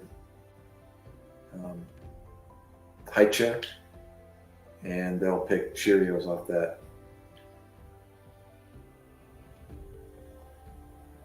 Shout out, make sure to subscribe and like this live stream. A YouTube, God, no, come on. Oh, is your YouTube, God. Little shout out.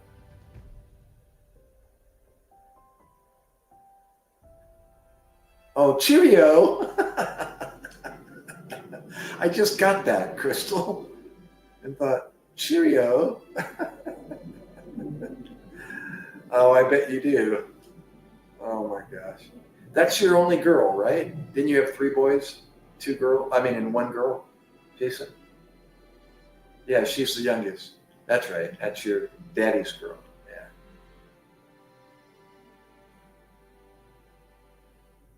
Yeah. Yeah.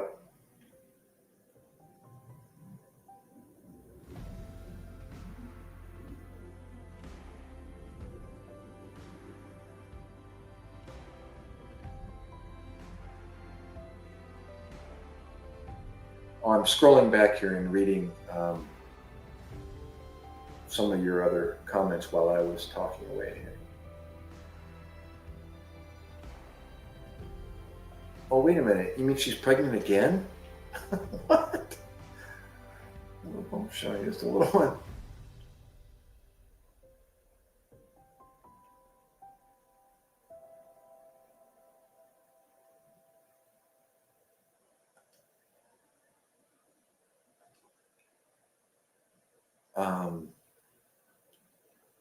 Let's see. Thought parents would have always be on the run with his kids. Moving place play. I wonder what Lethbridge police have to say about that. In Canada, was that, or was that in the UK? Sorry, you mentioned the UK. I don't know if you ever lived there or not. Your kids have pale white skin. Yeah. Oh, okay. I'm caught up now. Yeah, 2 boys and a girl. Oh, I thought it was 4 kids. You have 3 kids. What's that, Jason? Follow you do highlight reels, which is I like Mitchell Russell.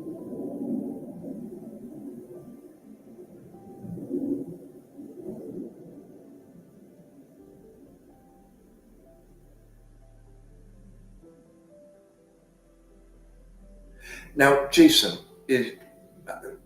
I don't know, you know how it is with chat. Sometimes I, get all mixed up, but am I talking to you or is this your wife that is chatting?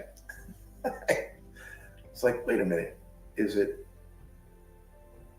Jason I'm talking to? Because I'm trying to remember what I said and I was like, wait, is that the response?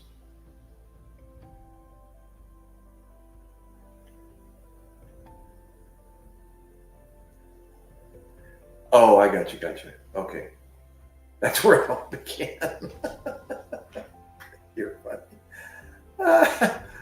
Oh my goodness. Oh my gulay, as Filipinos would say.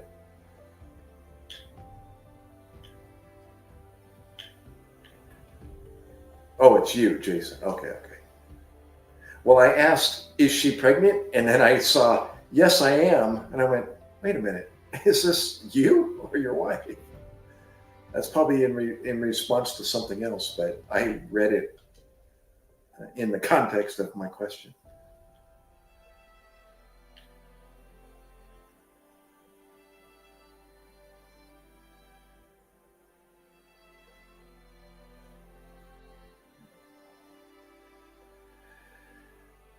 Yeah, my wife is not on YouTube.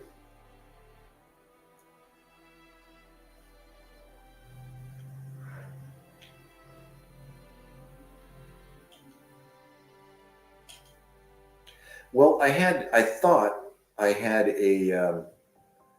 I was going to have another multi-thousand viewers this morning. By the turnout there at the beginning, it was like going out of control. And then it all of a sudden died down, and now it's down to 6. Who's still here? Zach, did you end up waking up, or are you still in bed? Oh, R. Sorry. I just realized, okay, that's not somebody I saw before. Are you still there? R? That's quite a short name.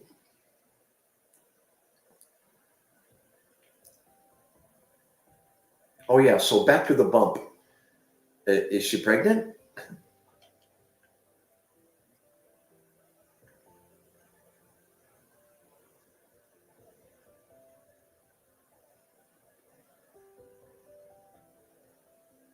Oh, okay. I understand that.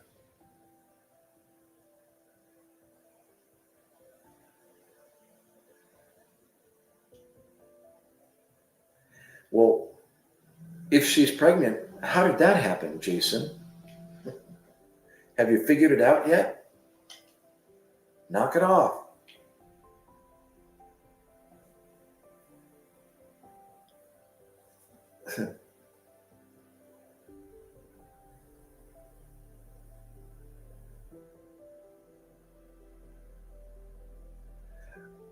Well, what do you mean she's not telling you yet? How do you know?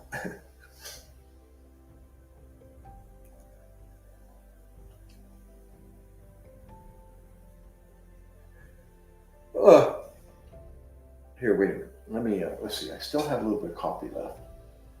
I'm starting to get like kind of hungry. Hold on. Oh. Let me see. I can still, my mic still works when I walk away, so I can still talk. Oh, there's some leftover salmon. Whoa. You know what? I think I just found my lunch. My wife's got rectangles of salmon sitting here on the stove, like 4 of them. Does she have some vegetables in there? Let me see. Maybe there's something already. What is that? Oh, that's mango. There's more mango should come up. I think I'll have that. Ooh, that would be good. Mango, like a chutney, but I just got fresh mango here. I think I got it. Mango and salmon. And I'm gonna pour some of this spicy vinegar. It's Sinamak in Ilonggo. She's from Iloilo, Philippines, and they have their own name for this spicy vinegar. It's kind of a combination of vinegar, chilies, soy sauce, calamansi, you name it. Put whatever you want in it. But in this case, it's just a vinegar, rice vinegar, and chilies, and it's been soaking for months and months and months.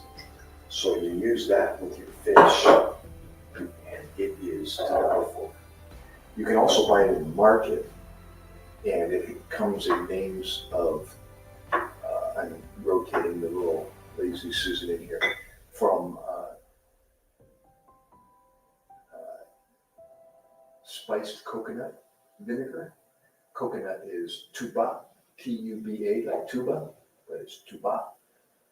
And the other brand is Pinakurat, P-I-N-A-K-U-R-A-T. And it's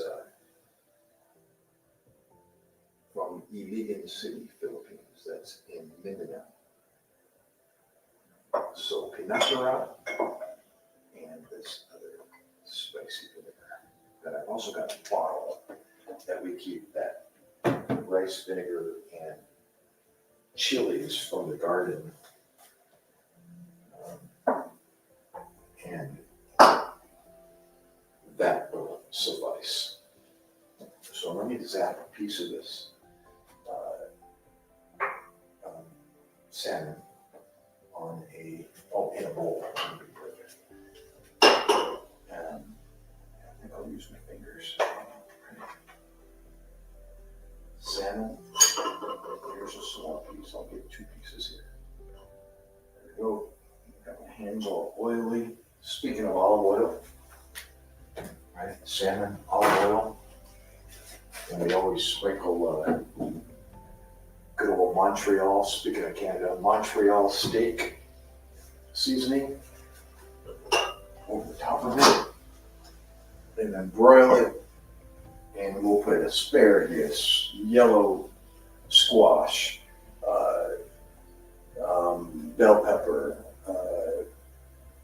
red potatoes, and what else do we put on a sheet and bake it in there with the salmon, and then we got baked vegetables and baked salmon, and of course steamed rice. Rice is life in the Philippines.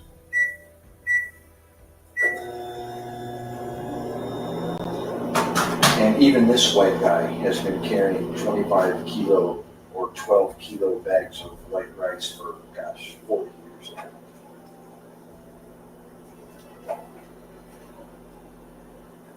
That, though, I have to be careful with.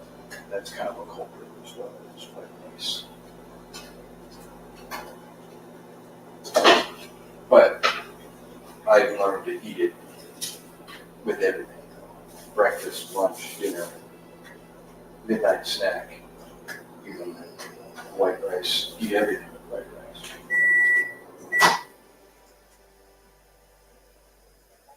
Okay, there's my salmon. And you know what? I'm going to turn the camera around so you guys aren't just looking at my pillow there. Let's see here. Oh, you know what? It's a narrow screen. I forgot it's not landscape. There we go. Let's see. Where am I? I'll put it right at the microwave. Let's see here. Right there, I think. Yeah. Here. Put that over there. Put this here. There, now you can all, is that me in the picture? Kind of, sort of? Not really. Oh, I can kind of see what I'm doing here. There we go. It's going to be something to eat. Be right back. Oh, you're going to get something to eat. Jason, Zach. Here we go. I'm not going to be able to read. Let's see here. Oh, yeah. Okay, I'm in the picture. There we go. I'm not going to be able to read the TV per se, but I'm going to do this while I chat. I wish I could. Wait, you know what? If I put this over here, I can read what you guys are saying. I'm going to change the camera angle here. And I'll be able to eat and watch and chat, and so on and so forth. I can figure out this logistics here. There we go. That end of the counter. Let's see. Can you see me? Sort of. A little bit more. You know what? Maybe if I zoom back a bit, pan back. Yeah, there we go. Uh-huh. Is that better? Yeah, there we are. Okay. And the vinegar. And yes, it's freezing here, hence the reason why I'm in full long sleeve liner pants, liner shirt, etc., etc. It's like 20 degrees outside. As Zach knows, he's going through even worse at the moment. Here, I don't need this controller in my hand while I eat. Oh my gosh, my mouth is watering. You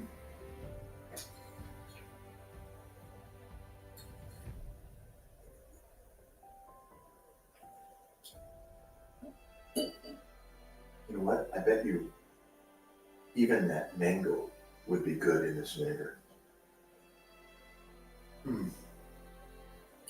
Spicy vinegar. Don't tell my wife I'm eating. What is that? Over emotional support ice cream. Oh.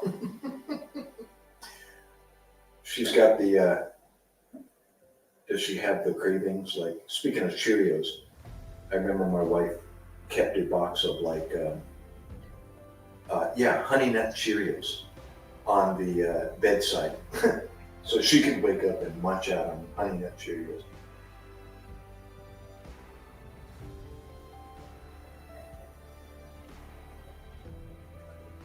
Oh my God. Guys, I hate to brag, but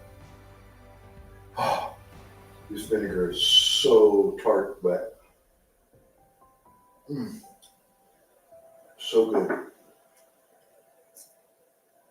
Let me try some of this mango in here. Let me see what that tastes like.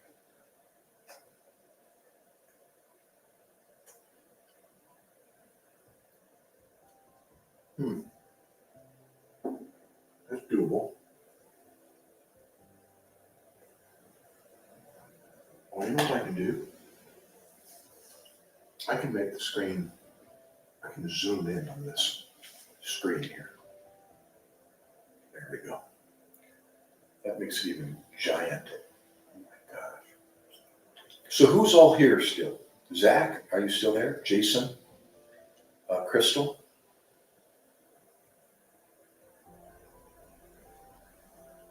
To help her cope.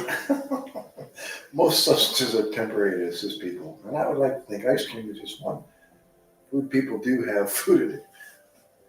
Is one. Oh, I see. Would think ice cream is just one. Just like food. People do have food addiction. Absolutely.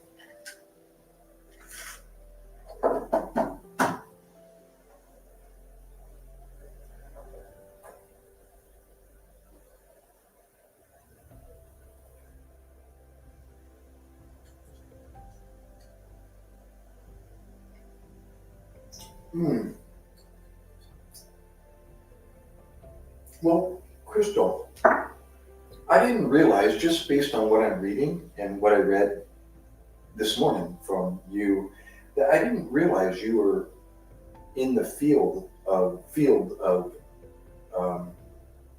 addiction support. Correct me again. What is your line of work and how are you involved in that? Because I didn't realize when I was, when you first came in, I was introducing the Reformers Unanimous program, that you were already a part of or involved in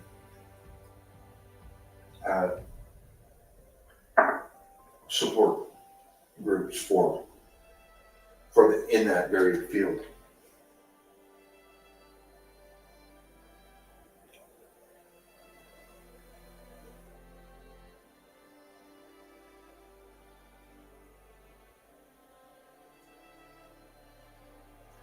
Sorry, with a spoonful of ice cream and a Diet Pepsi. Diploma in Human and Community Support Services. Every day. Well, cool. Well, then you fit right in to the, with the Reformers Unanimous program and what it's all about and so on and so forth.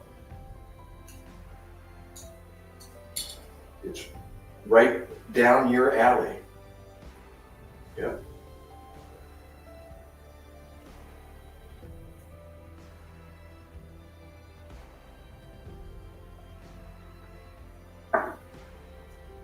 Oh, man, that vinegar is took my breath away.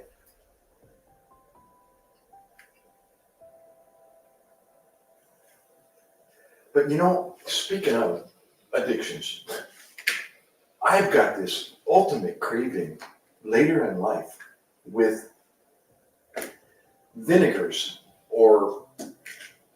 vinegars, pickle vinegar, the spices from pickle, for example, or a jar of pickles, or Italian dressing, with the vinegar and oil base.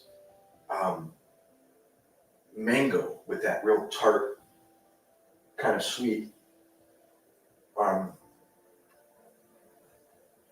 The vinegar that I can drink pickle juice.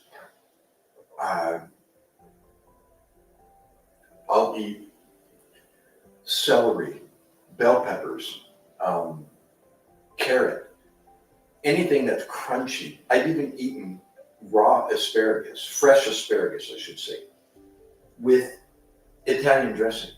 And I'll just sit there with, a side of one of those vegetables and a dish or a bowl of Italian dressing and just sit there at the TV and just crunch away on that stuff. Oh,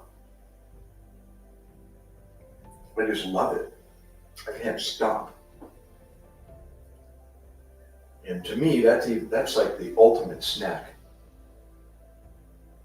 Is any of the above that I just mentioned with Italian dressing. Instead of making a salad out of it, I'll just get a side, of one of those vegetables.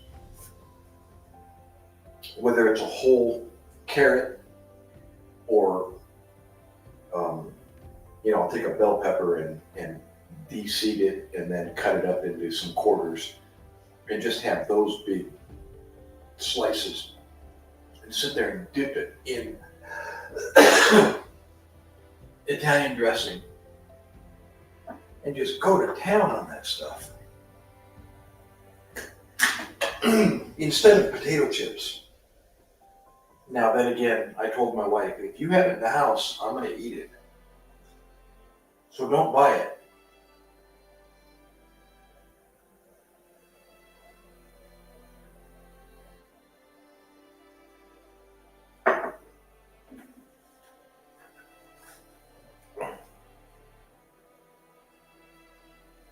I'm like really zoomed in. Oh, no. I see what it is.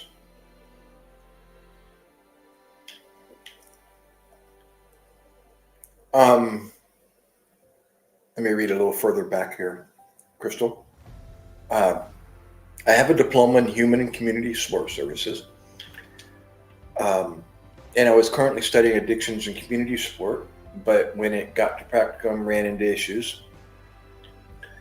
Privacy breaches being one of them. It's unfortunate. You'd think a private career college would be more cautious. Gotcha. Ooh, excuse me. Gosh. Hope you didn't hear that.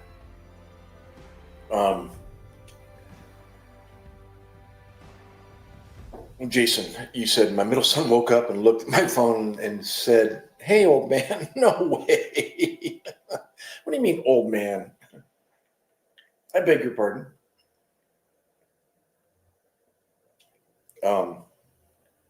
Let's see here. Wait a minute, how the heck did it all of a sudden lost my... There we go. Oh, wait, what happened? This is weird. My whole conversation went way back.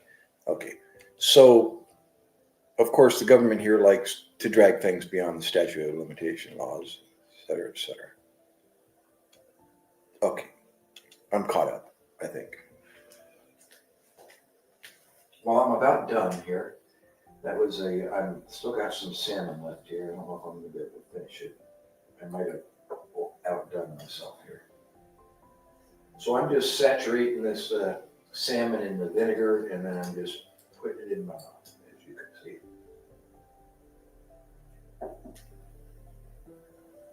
And chasing it with mango.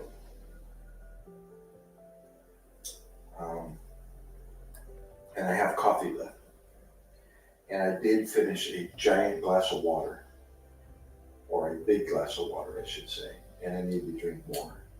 I need to drink like twice as much water as I am coffee. Because I dehydrate the heck out of myself over a period of time if I don't drink any water. Right? Remember? I think I mentioned before what caffeine and alcohol does. You know how it dehydrates you, prevents the release of ADH, ADH. Did I say it right? Yeah, anti-diuretic hormone.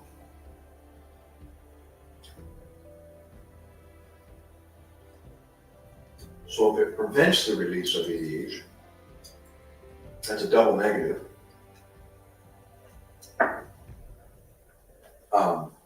Anti-diuretic hormone, it prevents an anti, that's a double negative. So it makes you pee. So you're peeing off more than you're taking in. Even though you think I'm still drinking. Well, yeah, but it's preventing the release of that hormone, and so you're peeing off twice as much as you're taking in. Hence the reason why you're dehydrated. And you wake up with this screaming headache in the morning after you drink alcohol and or drink tons of coffee, and that's my problem. Tons of coffee throughout the day. So I just do it to myself. I know now where I'm at. I can tell by the way, the color of my urine, and as well as whether or not I wake up with a headache or not. And if I'm waking up with a headache, I'm way behind. It's too late. But then I have to start and deal with the Motrin and dealing with the pain and suffering until I get hydrated back again.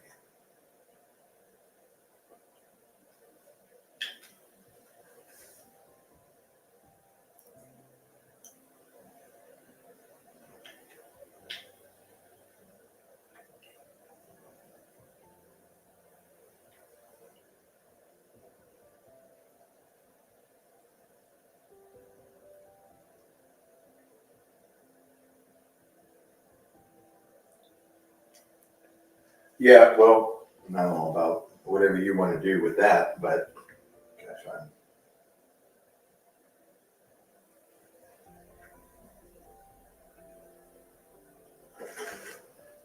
I'm just dealt with courts, as I've shared with some of you for the last 2 years, and decided, I can avoid that now at all costs.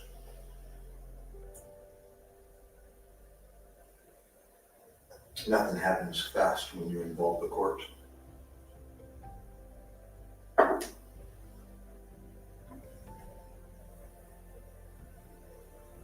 And attorneys.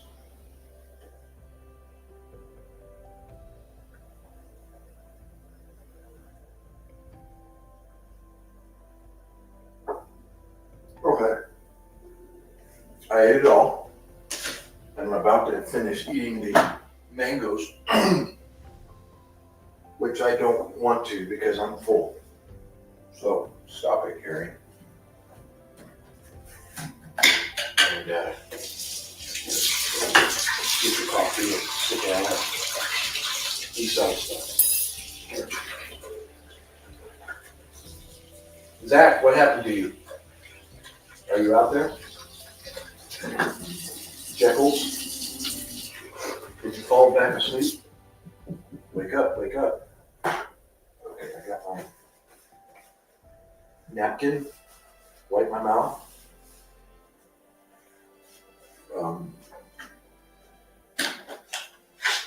And the rest of it, I think, can sit until I feel like cleaning up a little bit more. The kitchen light, let's see, I'll keep that on for the lighting. And you know what? It's cold. Maybe I'll put my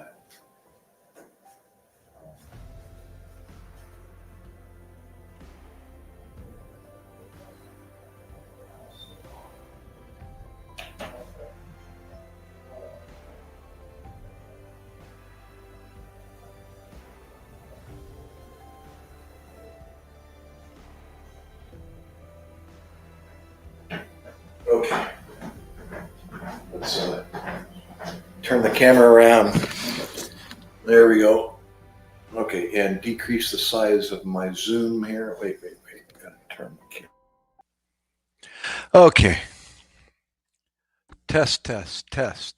Can you hear me now? Oh my gosh. Oh my gulai. Okay, I got audio. Look, and I got a camera. It must be a good. Hey, Jay. What's up, Jay? Emergency meeting, guys. Where's Doc? And why can't we hear him? How long was I talking with my muted? Gosh. I saw your messages. I was like, oh my gosh, I'm mute. You guys couldn't hear a single thing I was saying. Hold on. I gotta zoom in a bit here. There we go. At least 10 minutes. Oh my God. Let me scroll back. Okay. Hold on a second. Maybe I should get the SWAT team. Wait. 1, 2, 3. Wait. What did you type? Oh my gosh. Holy moly. You filled up the whole room with numbers.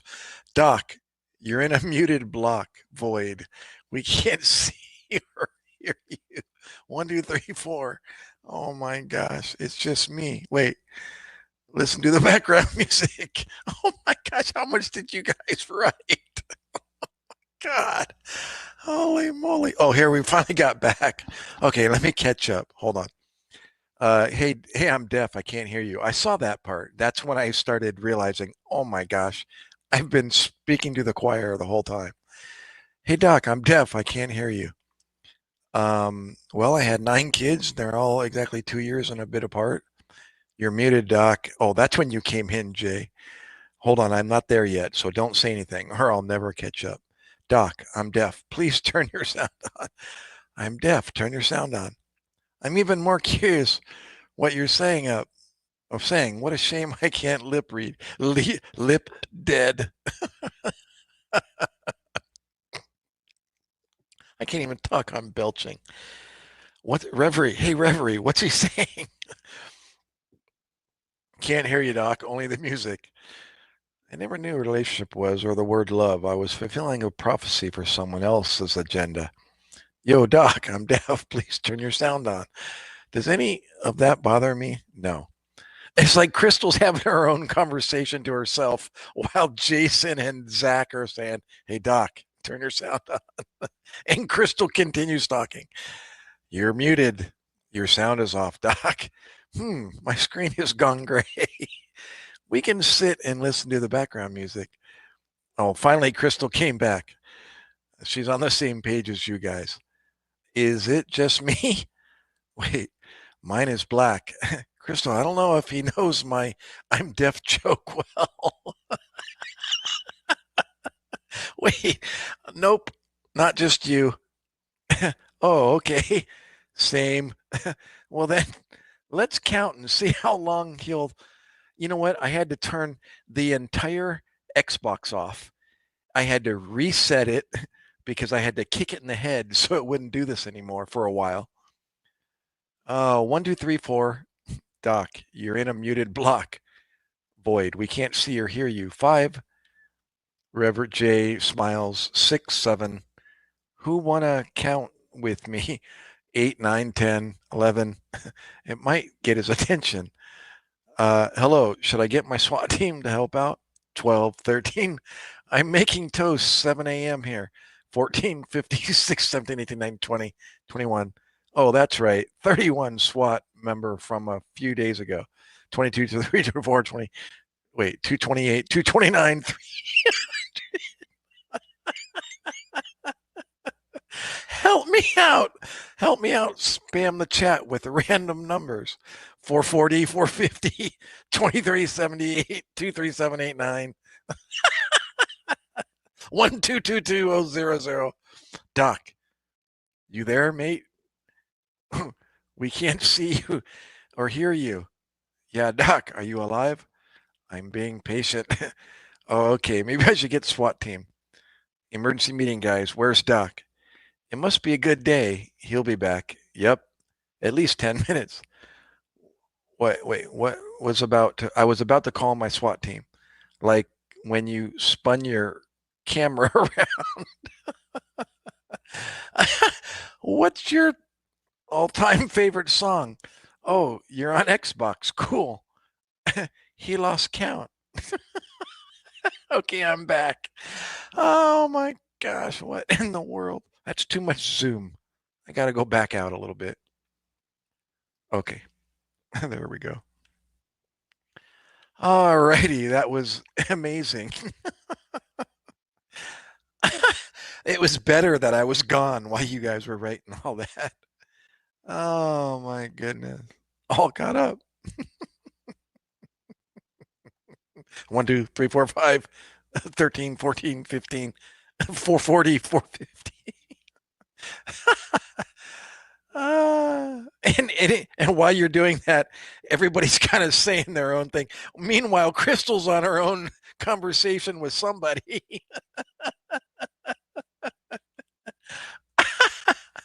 Do you play games? You mean with the Xbox? No. Every now and then I might put on Gran Turismo, and I don't even have a paid version of that anymore. I want to get the updated Turismo 5 or whatever it is, but otherwise, no, I don't. This was bought originally for my son, and he was doing what you call it on Xbox, Fortnite, and the other one with the blocks.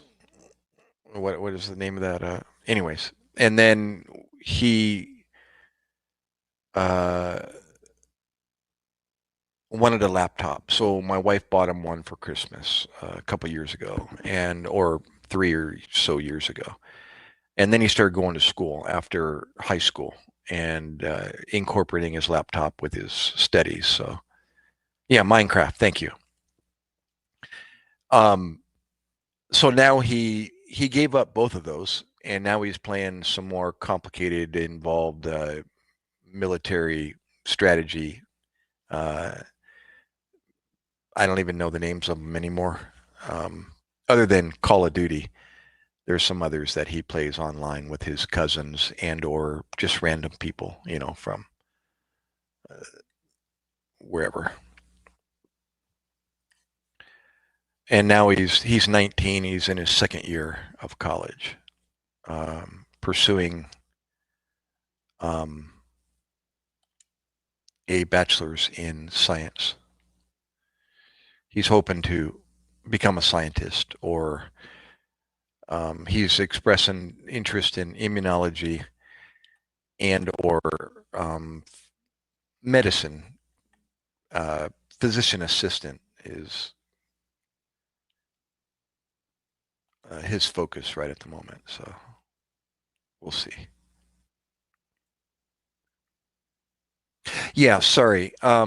Jay, I mentioned before I was married once before to a girl from Thailand, and then I got remarried in 2002 to a girl from the Philippines. So I got this Asian persuasion thing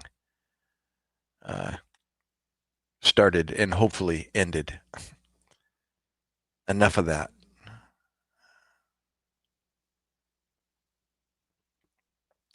He also, speaking of, got a what is it? PlayStation. The portable. Is it PlayStation with the detachable sides on them? Uh, I think that's what he got. Is that Nintendo? Uh,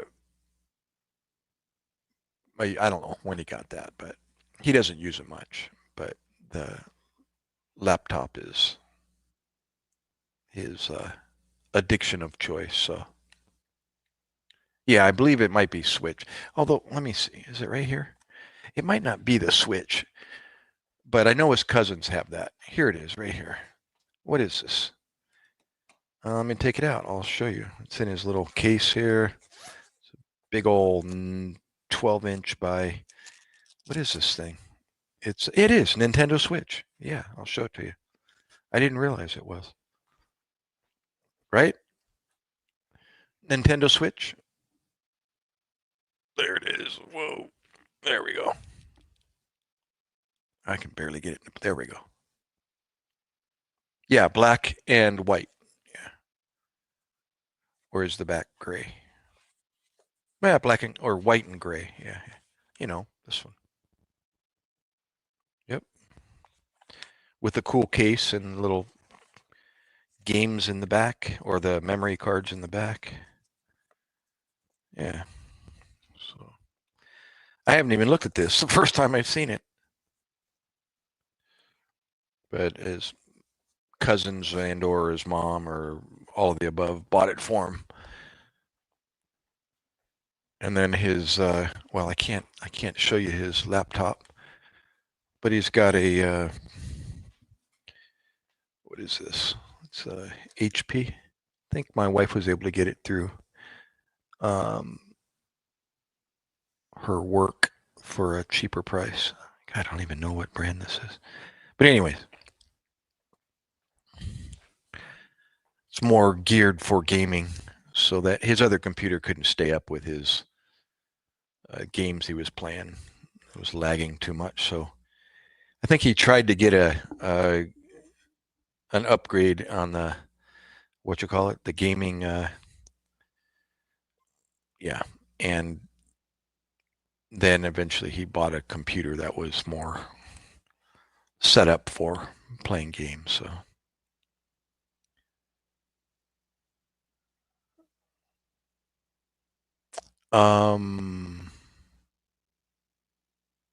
Stardew Valley. That's the name of the.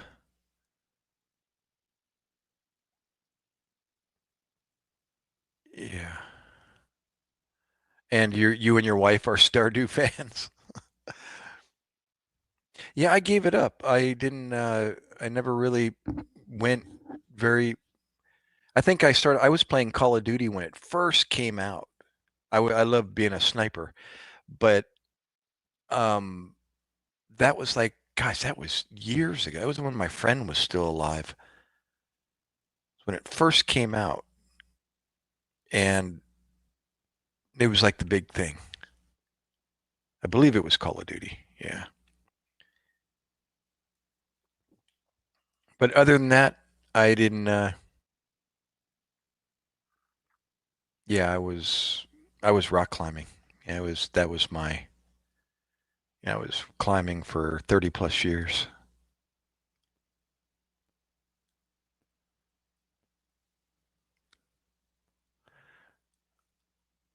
So I was 16. I'm 33 now, and happy to say no need to touch that stuff.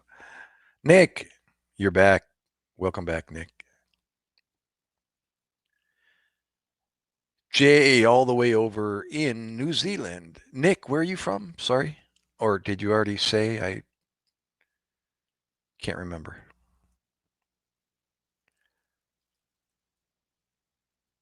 Jay, how about Crystal? Crystal, you still hanging out in the background somewhere? And Zach, did you ever pop back? Yeah, you did. Way up the thread. I'm still reading the numbers again. Oh my goodness.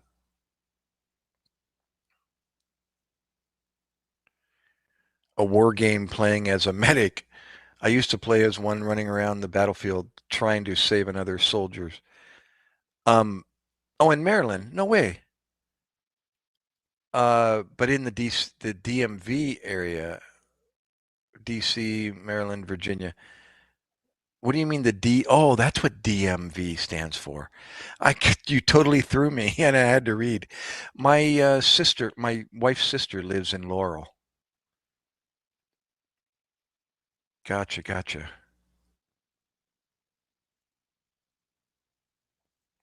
Well, we used to take trips to Maryland on a about like a bi-monthly basis, and we'd hang out at her sister's house. She's got a you know two-story house, rooms upstairs, and we'd stay upstairs. And sometimes two or three families would go over there, and we'd all reside with her sister and her husband and her little boy. He's like the baby of the cousins, and so everybody wanted to go over there to see Miggy, we call him. He was the baby of the cousins. So, but we haven't been there in a while. 3-hour drive from here. I'm in the Atlantic County area of New Jersey.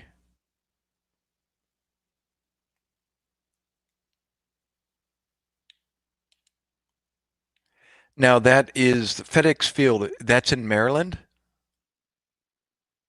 Nick.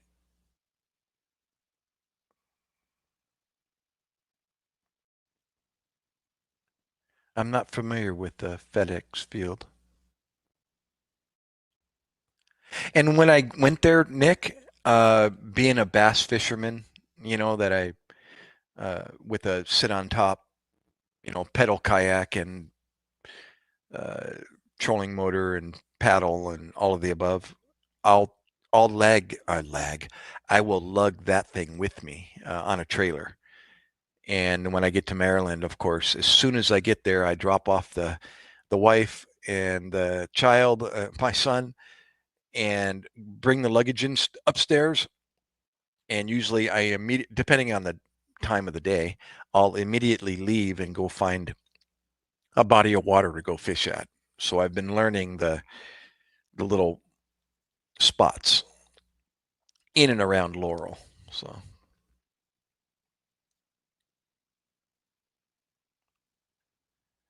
it's a baby grade 6, Jason. Landover, Maryland. But I'm originally from Oxon Hill near National Harbor, MGM Casino not too long ago. Old Redskin Stadium, which was DC. Well, I'm a transplant from the West Coast, so a lot of that doesn't. I have no idea where this is, but it's good that somebody knows.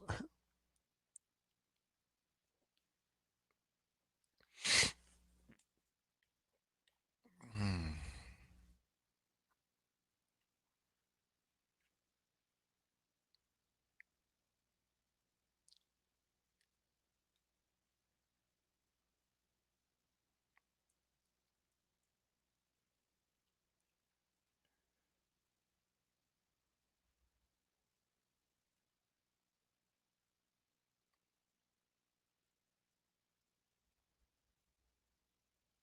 Now, where's the National Harbor? Is that the big harbor there in Maryland, in Baltimore? No. What's the big waterfront there in Baltimore? Where the old ship is and uh, that's a pretty cool area to stomp around and go to the indoor um, rainforest and uh, all the other sightseeing things there.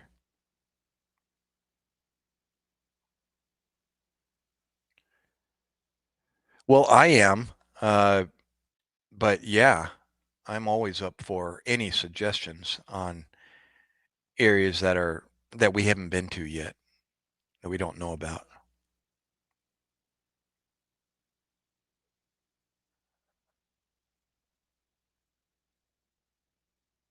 Yeah, it's Baltimore, Maryland. Um,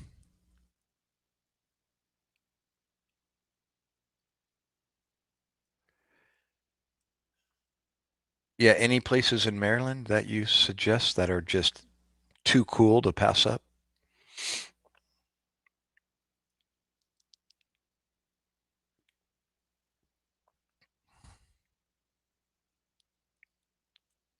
Jay, what's up? What's new?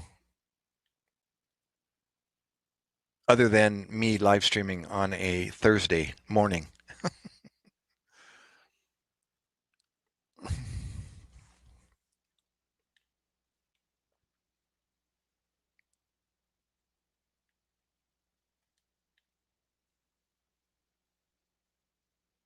What is it? It's Friday night there?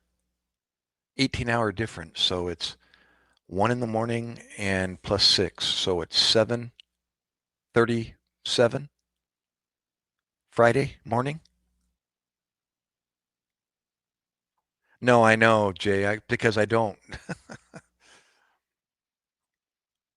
It's with all the connect through the subway, train, bus system. Baltimore's, gotcha.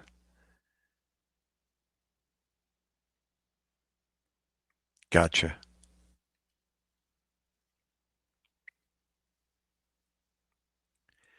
Well, it looks like this is going to work. Uh, I'm going to stay up. Yeah, Friday morning. Yeah. Yep. Well, I figured out it's 18 hours difference from me ahead. So if it's 1:30 plus 12 is 1:30 in the morning, and then plus 7 more hours. So it's 8:30 in the morning. 8:37, right?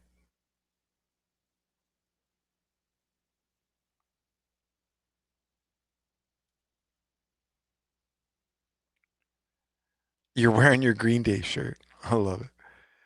Is that wait? Was it you? No, it was Jekyll's or Zach that said he was doing the same thing, breaking up tile in the basement and hauling that stuff out. He said his back was killing him.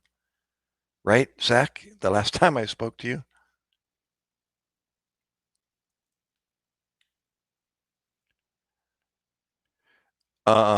Furry family members, pets. No, I grew up with pets though, Nick. We grew up with dogs. Um, and then when I became uh, yeah, Zach, he just popped back in.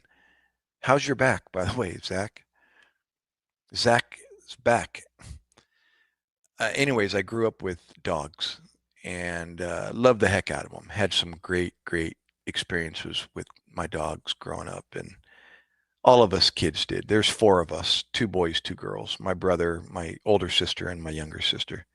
Boy, girl, boy, girl. And then when I became a parent and a dad, um, a parent and a husband, I should say, uh, yeah, I just never had the space that I wanted to have.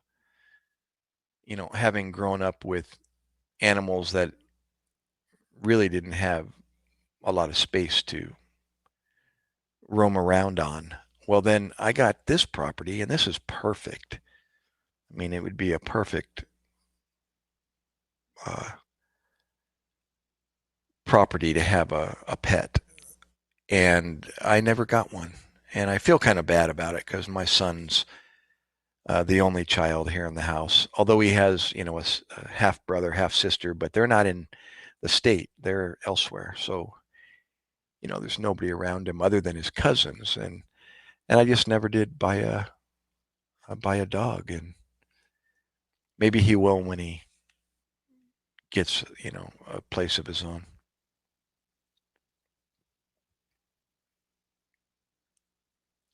I had a random escapee husky at my house yesterday. No way. All he wanted to do was bear hug you. I love it. That sounds like a cool dog.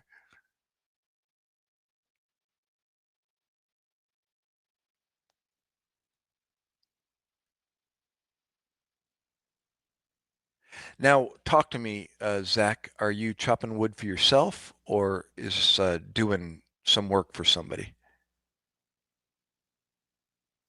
No way. I had a dog named Toby, Jason. No kidding. It was a stray. And you know what? It was a mutt. Well, we're not sure, but it was definitely a shepherd, but it was like a white shepherd. And it was a mix between something and something. We couldn't figure it out. But my sister found it like at the shopping mall or something, the shopping center. She brought it home and it grew up, but it kind of had a tendency to stray, hence how my sister found it. And so we always had to make sure that he didn't get out because he would always take off, and he just wouldn't listen and come back. But we always seemed to get him and bring him back. And then, I don't know, 2 years later or however long it was after we had him, we had two dogs. We had him with our border collie mix. It was a short-haired border collie. Had all the markings of a border collie, but it was short hair. And so they were like a team, in the backyard. But then Toby got out and disappeared. Never found him. So we found him stray, and he took off as a stray.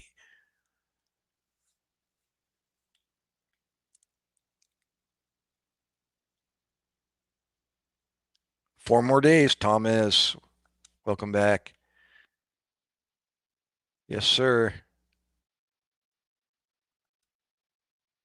Gotta love it.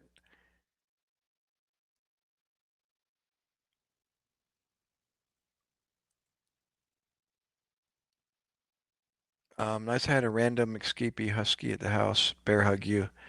You said he nearly got hit. That was Jay. I'm looking at oh, that was Jay that had the random escapee. Okay, okay.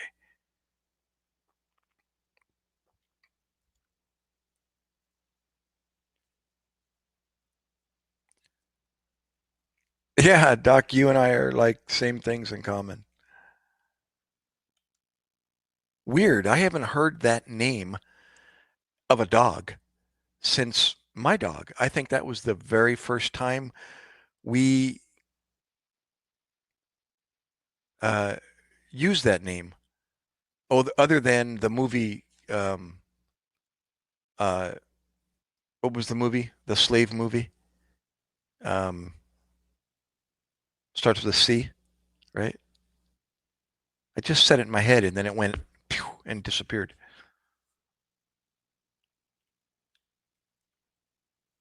With LeVar Burton.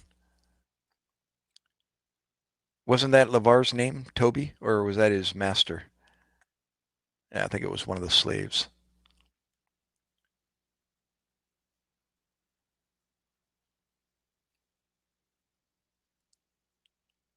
Awesome.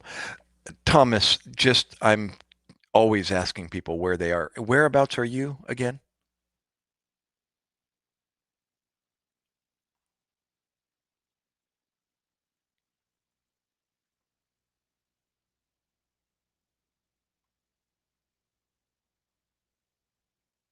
Jason, I've told my son name yet. I have. Martin, Mr. Martin Terry. Long Island. Well, I'm about 2 hours from you down in Jersey, near the boardwalk here in Atlantic City. Zachary is his name.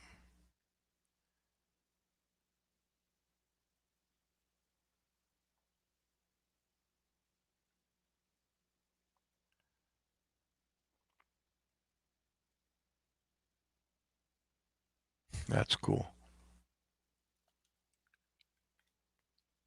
Of course it's a good name, right, Zach?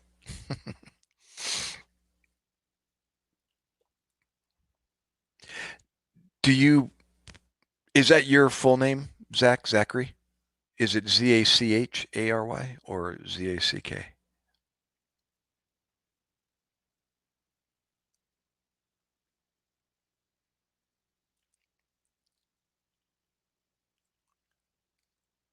Are you staying warm up there, Martin? It's got to be cold like it is down here. Maybe even colder.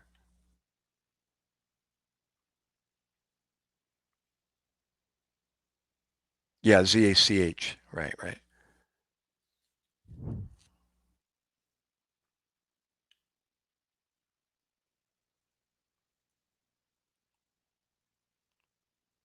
Oh, that's cool. Well, here's my initials. No kidding. Those are my initials. So I don't know if you ever heard of the store Gemco. It might have been a West Coast thing. Well, I always said that was my company, Gem Company. And General Motors, yeah, that was me. I own that company too. GM, you know.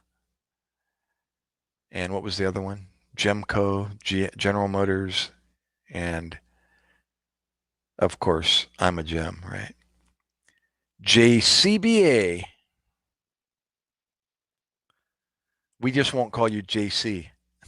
Somebody else gets that recognition.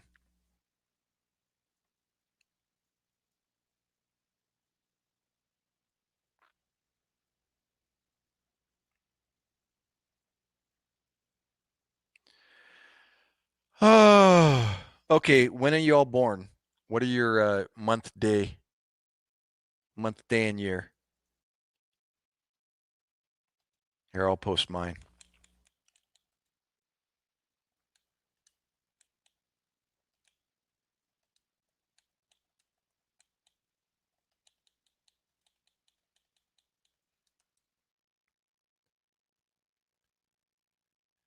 Yeah, I think I'm a little bit older than you guys. March 4th. We got August 19th. What else?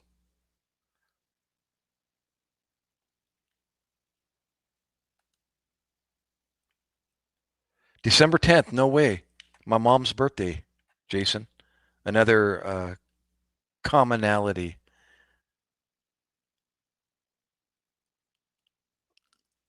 December 10th. I came out. Oh, dare. I came out early. And 24th of February, 94.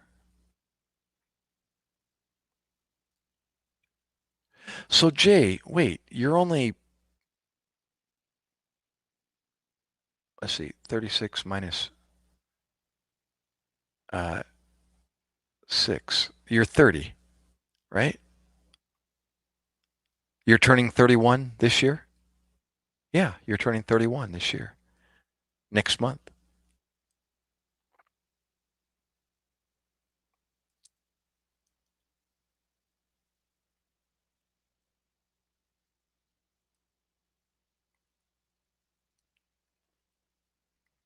Yep, yep. Yeah, my mom was born December 10th. Here, get this. All of us in the whole family, 4 kids and mom and dad, were born. I'll list the dates, not the month, but I'll just list the dates. It starts out. Um, let's see here. Who's the first one? It goes that, that, that. I should just say it instead of typing it, but now that I'm typing it, I might as well keep it a surprise until I finish. And then I was supposed to be the last one, but like my mom said, I just wouldn't come out. And so she had to wait another day. But these are, let's see, 1, 2, 3, 4, 5, 6. There it is. These are all the dates of our birthdays in the family. And I was supposed to be 18, my mom said, but I wouldn't come out. I was the longest labor out of all of us. Well, that's my mom and my dad included in there, but my brother's June 8th, my mom's December 10th, my brother is June 12th, my dad's January 14th. He just would have had his birthday if he was still alive. And then November 16th and August 19th. I was the odd man out there. 8, 10, 12, 14, 16, and then 19. Yeah. It's all downhill from here. Uh,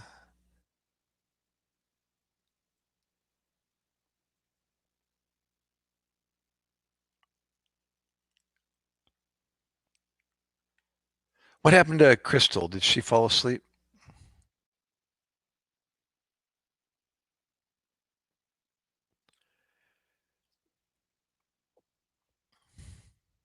I wonder if your parents planned that.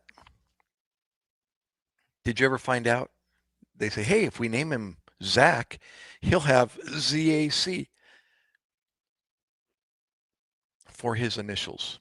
Or if we name him Zach, whatever your middle name is, then his initials will be his name.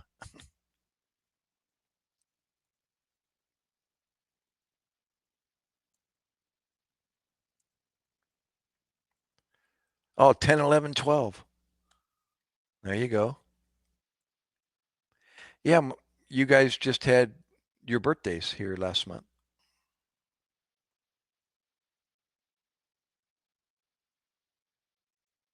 Oh, really? The same year?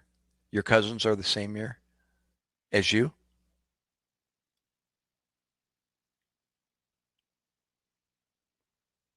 Everybody decided to get pregnant that year. Your mom and your aunt or your uncle, whoever is the.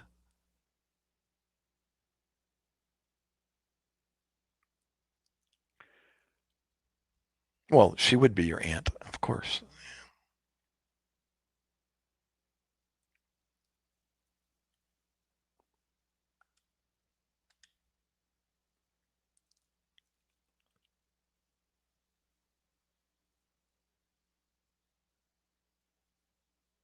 Two rock stars, your middle name?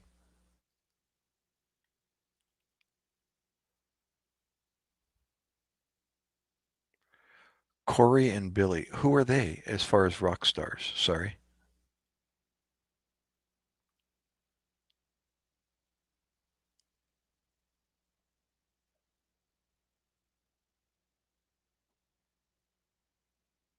Oh, Jason, Corey, Billy Armstrong. I don't even know who they are.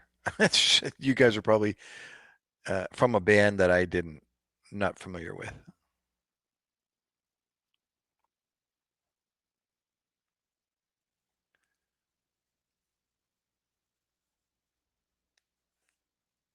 Mike, if the Justice team finalized the framework for the upcoming contingencies yet?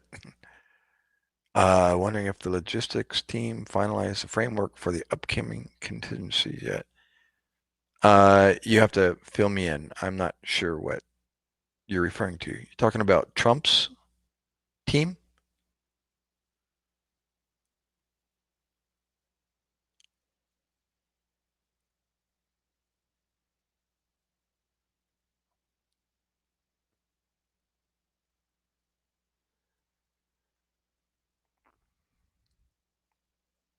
Oh, I didn't know that, Jason.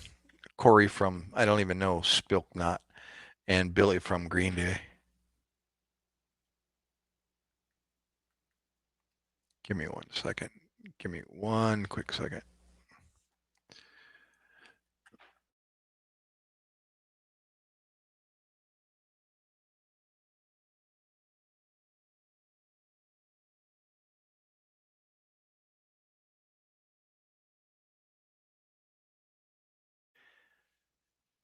Yeah, I put two and two together and thought it sounds like he's referring to Trump. And I haven't been following as far as what the contingencies are, or I forgot. But all right, Jason, bro, thanks for spending the time supporting the live stream. Mike, don't forget the thumbs up. The least I can ask. Um, I might. I'm gonna try to be on as long as I can. At least up until. Well, I don't know. So, but I'm gonna. My wife's coming home at 5, so I'll be off within that hour, probably from 4 until 6. So I'll try to stay on until 4, and then I'll get off, and I'll be off till 6, and then I'll come back on. What is today? Today's Thursday? I can't even remember. Alexa, what's today? Thursday. Okay. So, yeah. And then maybe after 6, I'll be back on, and I'm going to try to stay up until 10. But 10 is going to be my knockout period. I'm going to have to become a zombie and sleep for hopefully until tomorrow morning sometime. All right, Jason. Thanks, bro. Take care of those little ones.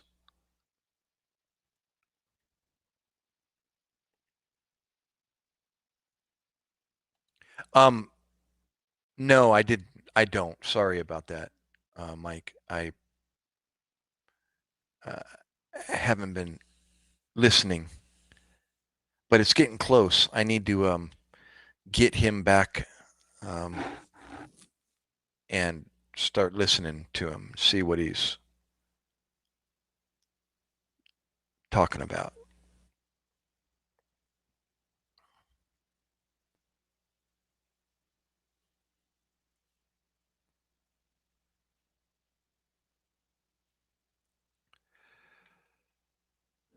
Michael, what part of the world are you coming from or in?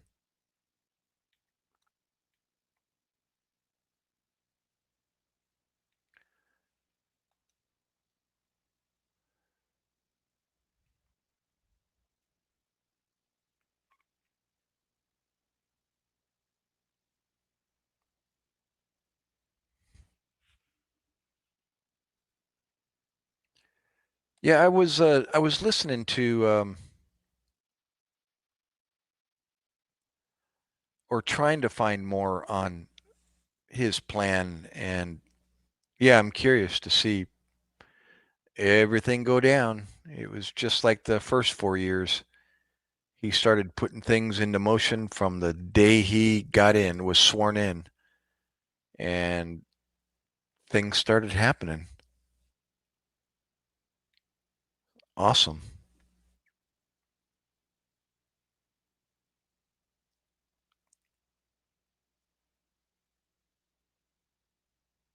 What? Going to win? Trump may, Trump may. May, Trump, Trump.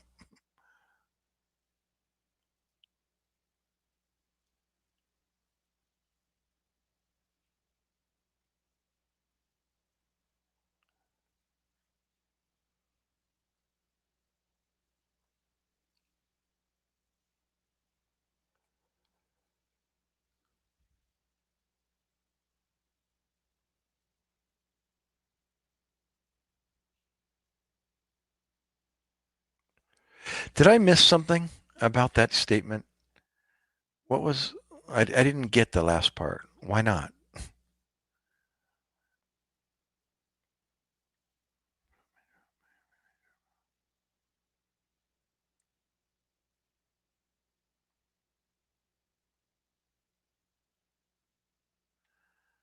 Yeah, I was trying to figure it out. What did I miss? I was like, Jay laughed, and I was like, wait a minute, what did I miss?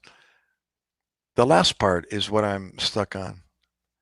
Is going to debate the. You're from Italy. Very good, very good. We have a Spaniard, not at the moment. He's not in yet. Mr. Moore is his name from Spain. And now we got Italy. We got New Zealand and United States, of course. I think the rest of us are in the States. Myself, Zach, uh, Jason was, um, Martin. Oh, Long Island. Yep, Long Island, New York. Are you still there, Martin? Or did you take off? Oh, Thomas. Thomas.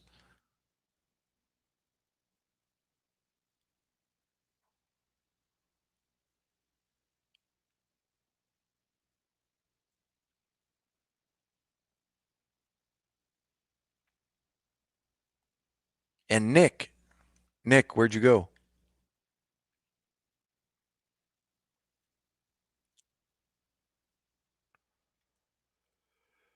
We were just talking about Italy, Michael. Um, one of the chatters was saying, why are the people from Italy considered the healthiest people in the world? And I said, it's the olive oil, right? Lowest heart disease.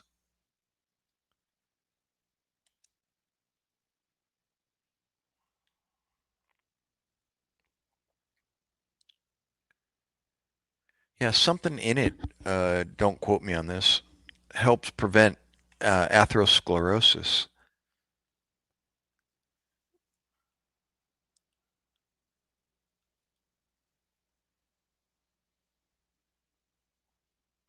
You know, even Dr. Agatston, remember the South Beach diet I told you about? You know, I purchased the book back in 2000. He even talked about olive oil. I think that's where I got the information from, was from Dr. Agatston. There he is. He's back. Thanks for coming back, Dr. Who, What, Where. Yeah, good old Mediterranean diet. Yeah. What's a tongue twister? Sorry. Um,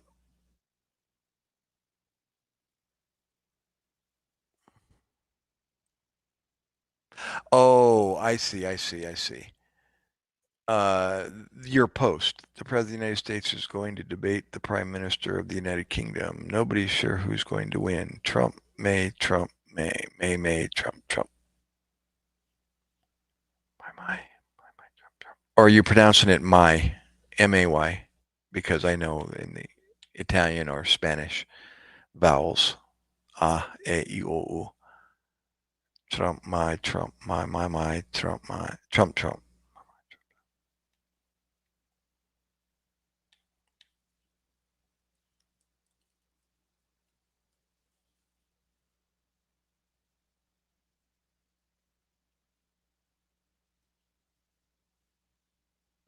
Oh, okay. I'm now just now understanding.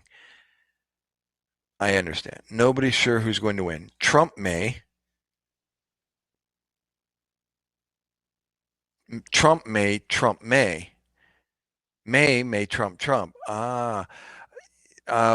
Okay. Wait, who is the Prime Minister of United Kingdom? Is his name May or May? That must be. I didn't know that. That's why I was lost. I was like, who's May? Okay.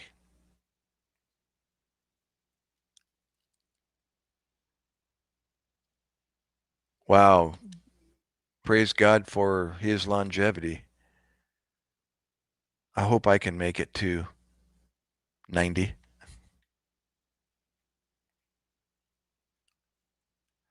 Oh, it was a glass of wine a day?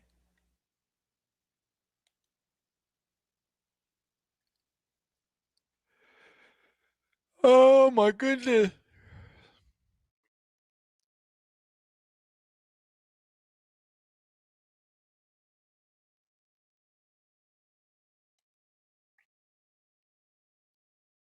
Oh, what happened to the music, by the way? Maybe the music is why I'm staying awake. Because the music I normally have is kind of that sleepy background music. What's this one? Hold on.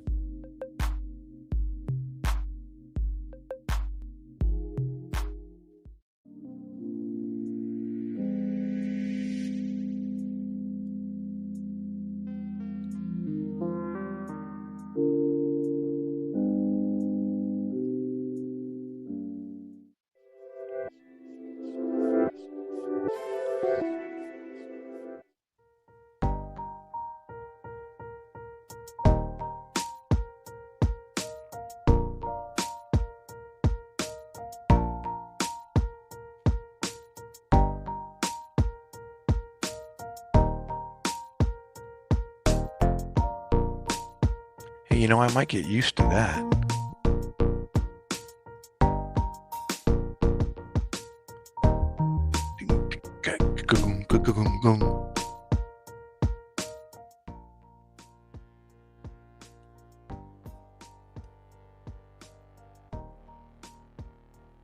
Ah, May was prime minister. Okay, okay.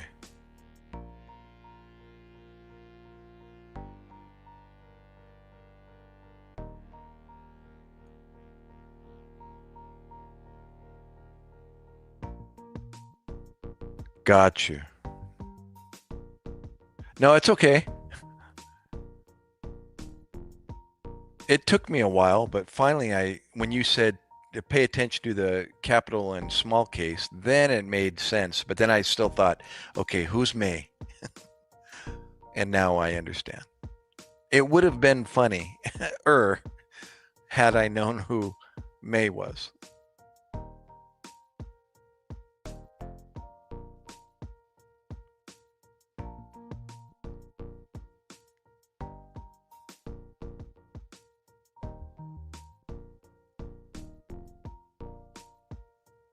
Are they really going to debate each other, or that's just a fictional?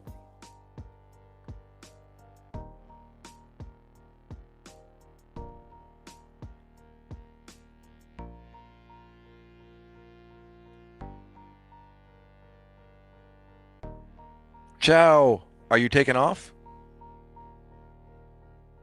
Mike? Again, don't forget the like button there.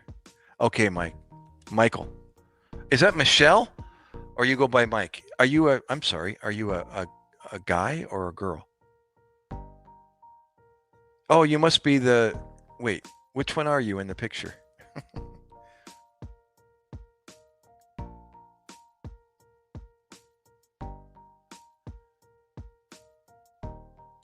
I'm reading it as Michael, but it's not spelled Michael. I don't know. In Italian, that might be the spelling for Mike.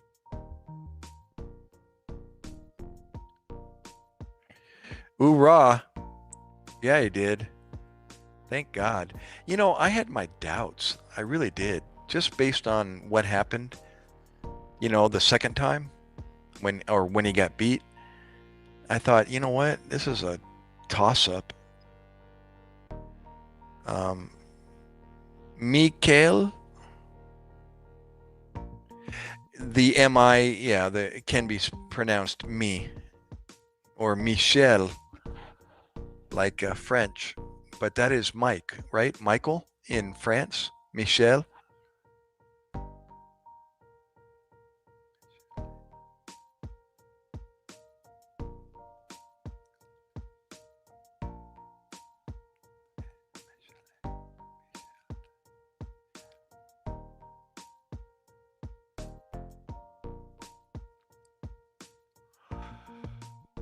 Oh, excuse me.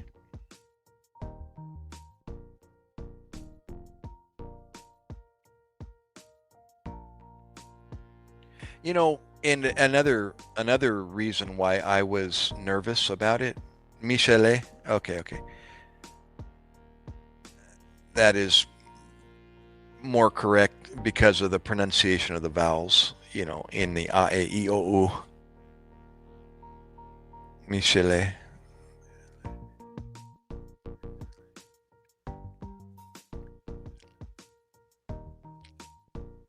I should have known better, but I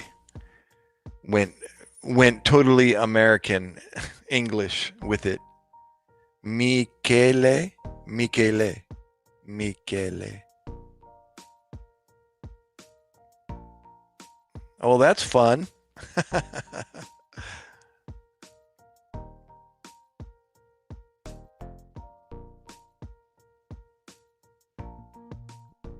Yeah, each to their own when it comes to that.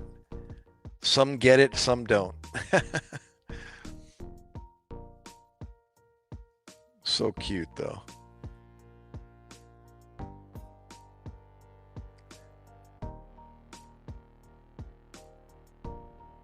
Well, in America, Michele, Michele, Michele is you'll be called Mike, Michael.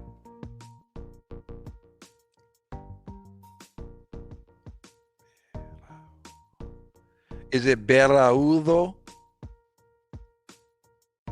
or Beraldo?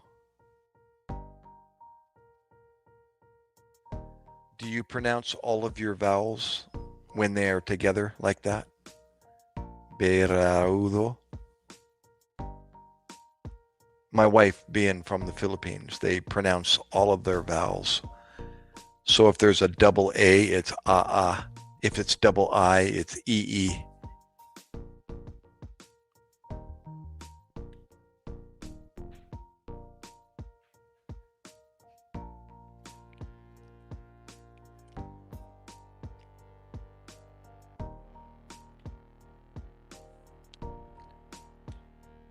You were the closest, Jay.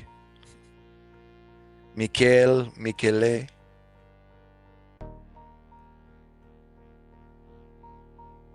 Yeah, it's just if you would have pronounced your last E there. Michele.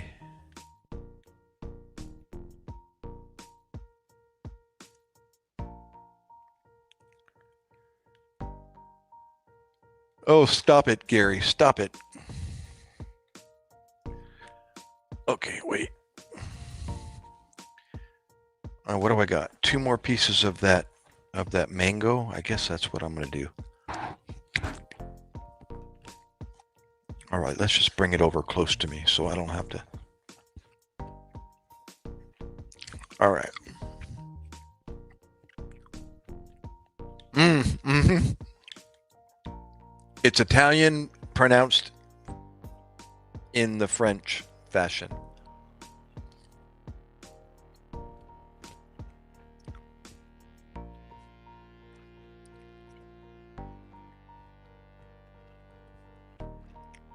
Oh, great, it's a boy.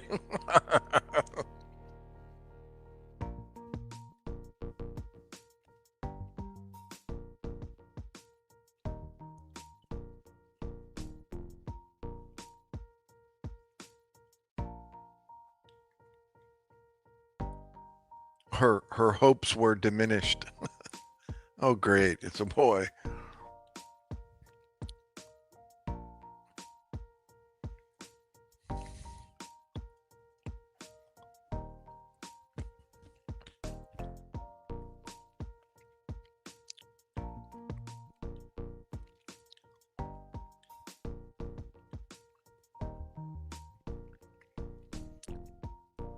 Hey, guys, how about this?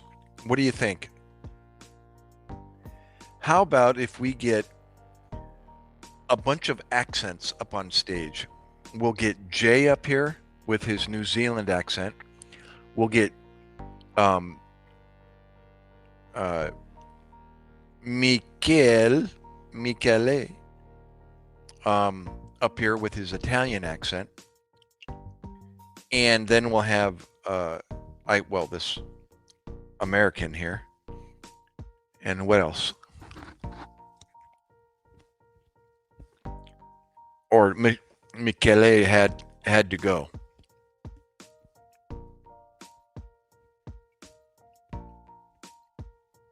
Yeah, that's what I was thinking. Around the world accents. You can do a Middle Eastern impression. I don't know why I thought that was funny. I can do a Middle Eastern expression.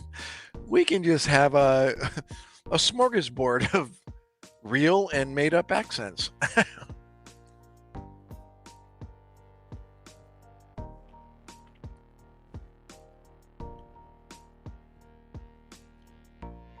And Chinese.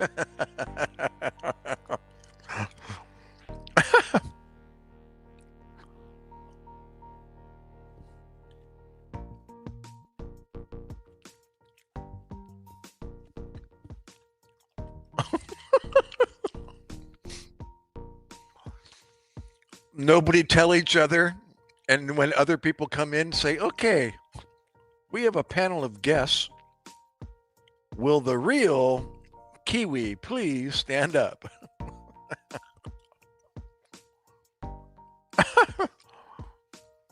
I wonder if that would be politically correct. I know, really.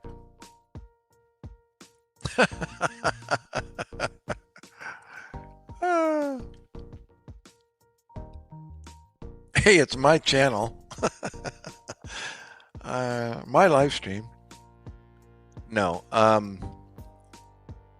Yeah, who knows if YouTube would take it down. Scam call. Oh, you'll do a Middle Eastern impression. I'm sorry. Would you like a grape squishy? I am, Jay. You know what? Here. On that note, just what's today? Thursday? It was like Monday or the weekend. I got the notification that it said, congratulations, you have reached, viewers are liking your something. Congratulations on reaching the 3,000 watch hours. Well, 3,000 watch hours enables me to get the super chat button. Okay, sorry about that. Yeah, my son's all dressed up leaving the house. I'm thinking, well, he doesn't normally leave the house unless his mom requested him to go get something or for her. Well, she's at work, so it kind of confused me. You can say hello. This is Jason from Walmart in India. How can I help you, sir? Anyways, so he's gonna go get his own breakfast from somewhere. So yeah, that's what I was asking him. Here's the invite. Has everybody been up on stage before? It's up to you guys if you want to. You can either come up with your camera, and show yourself, or you can stay behind your icon and just come up with your voice. It's up to you, whatever. And you don't want to come up, it's fine as well, but option is yours. Here's the link, and you just follow the directions. If it tells you to do this, just do that, or click on this, click on that. And then once you're up here on stage, be sure your camera's open so I know you're real. And then you can close your camera after that if you don't want to come up with your face. But we will be able to hear you. It's just like me doing this. I stop the camera, but you can still hear my voice. See my voice flashing on the outside of that circle? So that's how that's an option that you'll have as well. All right. So anyhow. Oh, Oh, I forgot. If you're on your phone, oh, I'm sorry. If you're on your phone doing the live, you're not going to be able to click on that link. And you know what? I'm going to make you guys a moderator. You got to be blue like Jay is right now, Jay Reverie. And hold on a second. In order to click that, you need to be a moderator. And I'll do that. Just bear with me a second. I don't have my phone with me, so I gotta struggle with this Xbox, and it is not 100%. It'll kick me off stage sometimes. So if I disappear and my voice disappears, I'll be right back. So far, so good. You'll hear the music, but I can't see you.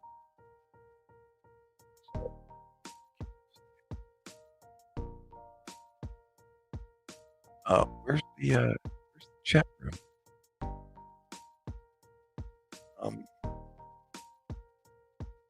Where is it? Darn it.